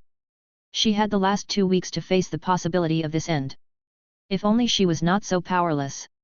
She breathed in to say her last goodbyes when the silence of the night was broken by an ear-shattering howling. It's a raid, you have to run, girl. The priest suddenly exclaimed, pulling her out of the cell. Just in time for her to evade the claws of her mindless boyfriend. They pierced the priest's shoulder and pulled him into the darkness of the cell. She was barely able to register what was going on when a bloodied hand managed to reach out of the darkness and close the cell door at the last moment. The mauled priest was clinking on the barred window and locked the door from inside. Run already, they are coming, he shouted at her, spiting blood that seeped into his dirty grey beard. It took her a moment to accept the man's sacrifice before she started running. The cold night was filled with howls, and the creatures locked in the cells joined, filling the old monastery with a cacophony of feral cries. She could barely hear her own ragged breath. The thick walls she trusted in were coming apart behind her. Now, they were only a cage, a labyrinth guiding her path to freedom. She was a thief, she was fast. With her fleet feet, she might get away. That was if she managed to get out of the monastery and wasn't killed by a beast emerging from the crumbling walls around her beforehand. They weren't supposed to be able to break through walls, they weren't supposed to. Why did everything change so quickly? Things were fine, they were managing. Why was she now forced to run for her life all the time? Why did Anton have to? She got out into the night, illuminated by one of Earth's 2 moons. Hearing the beasts in the night, she didn't slow her steps as she crossed the snowy thicket, running towards the empty city. There were no safe places here, only temporary hiding spots. With the monastery, the last safe place out here had fallen. Her feet kicked up the snow as she ran through the streets, trying to flee. But nothing helped. Wherever she went, she faced the beasts hungry for blood. She was forced to continue running. Tears filled her eyes and a metallic taste filled her mouth. Warmth was leaving her body, mana was running dry, but she didn't dare to deactivate any of her skills. She wanted to stop and hide, but her pursuers were right behind her. It was hopeless, she could only run. They were everywhere and there was nobody that could help her. There never was. Why wasn't there anyone that could help? As her hope waned, Her feet slowed and she started stumbling on the frozen streets. Oh, Anton! She sighed, thinking of her lost love. She wanted to come to terms with the situation, but she couldn't. Even when she didn't have the energy to run anymore. When all that was left were her own thoughts throwing back and forth between lamenting the unfairness of the situation, her loss, and the hopeless plea for someone to help. Get a grip, girl, someone told her, and the beast behind her suddenly slumped to the ground. Splatters colored the dirty snow red as its head rolled over the broken asphalt street. A person lifted her off the road, cast a spell, and dragged her into a desolate building as the beast ran past them as if they didn't exist. Maybe it had been a bad decision to follow the princess, after all, she lamented. Lena had somehow found out about her class but accepted it and even helped her find fitting items from the treasury. The princess had gone as far as to tell her about 2 items beforehand. The Olm's necklace and the Rune Knight's gauntlets. The first was a legendary item that enabled the wearer to forego the need to eat for a decade at a time. This solved Kate's problem with her class, as this also included her need to eat human meat. Now she would only need to eat it once every 10 years. The gauntlet was a legacy item that allowed her to choose the rare class of a rune warrior as her second class. It allowed her to choose between rune trees with different effects and improve them over time. The runes allowed her to strengthen many or very specific elements of her primary class. Rakshasa was already a class with very varied skills, so she appreciated a very adjustable second class that allowed her to strengthen what she had focused on. Based on what Lena had done for her, she felt quite thankful to her at the time. Since she didn't really have any other plans, Kate had agreed to stay with the princess. Now she was stuck in this place and doubted her decision-making. She was originally sent with a group of Imperial scouts to look for the first group that had vanished during their mission to inspect the north of Earth. The Rakshasa girl was unsure whether Lena's foresight was good to send her or if she was just lucky. Despite being probably the weakest in the group, her class allowed her to be the last one to be alive and the same at this point in time. It was when they were getting close to where they presumed the location of Sigma. One morning it seemed like they were struck with sudden lethargy. When they tried to get in contact with Delta using the communication crystals, the small spheres simply darkened and broke the moment they were brought out. There was also no phone signal. Facing the decision of either continuing or returning, their party leader decided to continue, ignoring her objections. Cade, at the time, was the least encumbered by this effect, and unlike the others, her symptoms grew weaker over time. The other members on the other hand grew weird. The end of the matter was that they were ambushed by these werewolf-like beasts. This was the end of the party, as the wounded instantly started turning into similar creatures. Only 3 members, including her, were immune to the contagious effects of the wounds. With the strong members of the party turning and under the constant siege of the beasts, Cade was forced to run away using her illusion skills. Although most of the beasts were not strong, their power varied a lot and even she was unable to compete with the strongest, making it necessary to hide. That had been the point when she was ready to throw the mission and return to Delta, only to realize that home call was not working. When she tried to use the system privilege to return home, only a notification greeted her. Spatial travel is not available at your current location. Please check for outside interference or contact your provider. She almost threw a hissy fit when she heard the emotionless notification. Wasn't the provider the system? How would she contact them? It had taken her a good while to calm down and analyze. There was something blocking home call. All she could do was either get back on foot or further explore and find out what was going on. Just what happened here? She asked the crying girl she had saved from the street. She had been wandering the ruined outskirts of Sigma for quite some time, but this girl was the first living human she finally came across. However, the girl had a hard time calming down and kept crying, hugging her knees. Hey, it's okay now. You are safe and... Nothing is okay. Anton is gone. Everyone is gone. Everything went to shit, she lashed out, leaving Cade speechless. Anger filling her eyes almost scared the Rakshasa. It wasn't like Cade couldn't understand her, after all, she had also lost everyone she knew and had to deal with it. But that did not really mean that she knew how to approach someone who experienced something like this. Chapter 520. Ravenous Sog. What is this? Seth exclaimed when he entered the hangar together with Yule Cat's fur. Whedon, Hone, and the other lords of Min Asar were already waiting to see them off. But what had drawn Seth's attention was the bus behind them. It was the bus Alzalsar had enchanted all the way back when Min Asar rolled out to save Drosi.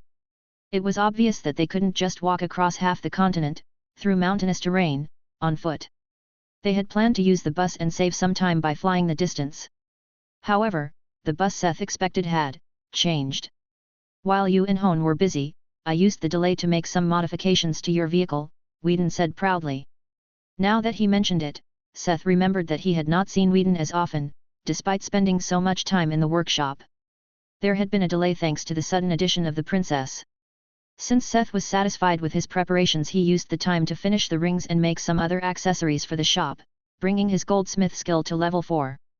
But he never met Whedon in the past days. After our previous journey, Whedon and I thought it was a good idea to improve the vessel, though I was only involved in the planning, Hone admitted with a warm smile. Yes, we mostly added strong defense mechanisms and reinforced armor plating, so you don't have to worry as much about it. Whedon continued explaining how they turned the bus into a floating tank. We also wanted to add cannons, but we didn't have the time and technology to do so, Hone added embarrassed. Yeah, that was what was missing, a giant gun barrel to complete the image of a tank? Seth couldn't really describe what it was, but, in the end, it still looked mostly like a heavily armored school bus. Though he had to admit, they had covered something Seth had forgotten. The original bus was almost completely unprotected and vulnerable to attacks from flying beasts. Seeing how reliable these people were, he was glad that he was once again able to count them as his friends and colleagues. Thank you, Whedon, Hone, he voiced his gratitude. Here a beauty in a very revealing outfit stepped forward and interrupted them. Lifting her hand, she held up a slender sword in its sheath for the blacksmith to take. Alzalsar, I didn't expect you to leave your nest just to see me off, the blacksmith commented with a joking smile and took the sword. It was the best sanguine silver sword he had managed to finish, and he asked the sorceress to enchant it. Ravenous Sog. Relic. Damage 2300. Durability, 6000. 1 will absorb blood to repair itself. 2 will absorb part of the target's blood to heal and strengthen the user. 3 active skill, Lacerate. 4 passive skill, Strength of the Minotaur. 5 plus 50% skill damage. 6 plus 50% magic damage. 7 plus 20% damage in dark places, Karen's Obel. 8 absorb willpower on hit. 9 curse of lethargy on hit. An exceedingly excellent sword created by craftsman Smith with minute attention to detail and a clear function in mind. The superior craftsmanship improved its performance to its physical limits, while the enchantments lend an opportunity for growth. The Grand Sorceress Alzalsar has bestowed the sword with powerful enchantments. Once this sword becomes widely known or plays a role in the user's ascent to a legend, the item has a chance to become legendary. Wow, you really outdid yourself again, Seth commented with a whistle as he grabbed the sword. Absorbing attributes was a high-ranking and difficult enchantment. The effect was easy to explain. The target would temporarily lose a set amount of willpower and Seth would gain that amount for the time being. Since he became a craftsman, Seth was also theoretically able to use those. The problem was that he didn't have the chance to learn any before. The Curse of Lethargy, on the other hand, was described as sapping away the target's fighting spirit and stamina. The description was quite vague and the blacksmith didn't know how strong it would be, but the fact that it could be stacked would make up for it, even if the individual effects were on the weaker side. To sum it up, the sword currently drained life, blood, willpower, fighting spirit, and stamina. If he was able to find a fitting soul and imbue it with mana drain, the sword would tap into pretty much all resources of a player. This is nothing. Make sure you come back alive and don't lose my dragon gold, the sorceress bragged. Are you two done? Let's go. We have to pick up Lena and her people. Mike called from the armored bus. Everyone said their goodbyes and entered the bus before lifting off. They started from the entrance of Min Asar, where even the Minotaur was waving them goodbye.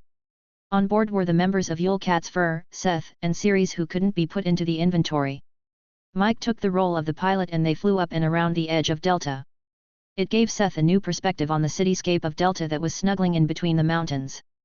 There was a clear split, with one side being the clean lines of modern architecture, while the demon's side seemed almost corrupted with magic. But the biggest additions were the chunks of rock and ripped-off mountain peaks floating in the sky above the city. As they wandered across the sky, their shadows creeps across the city like those of clouds. After closing in on the city, they flew along the edge until they reached one of the former mega highways at the entrance to Delta. This was where a group of 3 people was waiting for them. One of Lena, beside her, was a figure dressed in a dark cloak, and to Seth's surprise, the third was Yvette, the saintess of Sam Hatch. Wasn't Yvette busy with growing the Church of Sam Hatch? Seth didn't expect her to be with Lena, or that she would join their quest in such a roundabout way. "Princess, are you ready?" the blacksmith asked as the armored bus landed in front of their group. "You guys had a flying vessel?" she asked perplexed, still unable to close her mouth. "Sure do. Hey Yvette, I didn't know you were with the princess," he spoke to the saintess as she entered the bus following the princess. "Oh, you know. I have an agreement with her, just like I have one with you." "Well, it's reassuring to have you with us on this journey." She nodded and walked past him to take a seat. The cloaked figure only nodded at him as a greeting before entering and sitting down beside the princess. As if the shuttle wasn't surprise enough, Lena's eyes were glued to the bird automaton sitting on one of the vertical grab poles in the bus. She was almost certain it was an unfitting piece of decoration, when it suddenly turned its head, looking at her with burning bluish eyes. "Hi. I'm Ceres. You are a princess from Krina, right?" it asked with a bodiless voice. "Ah. Yes. I'm Lena," she answered, a little taken by surprise. "If you need help, just come looking for me. I will protect you, the elemental cod." "Stop flirting with the princess, Ceres," Seth scolded. "Has everyone taken a seat? Please put on your seat belts. We are setting off now," Mike said from the cockpit. The shuttle gained height and then shot off, away from Delta, at max speed.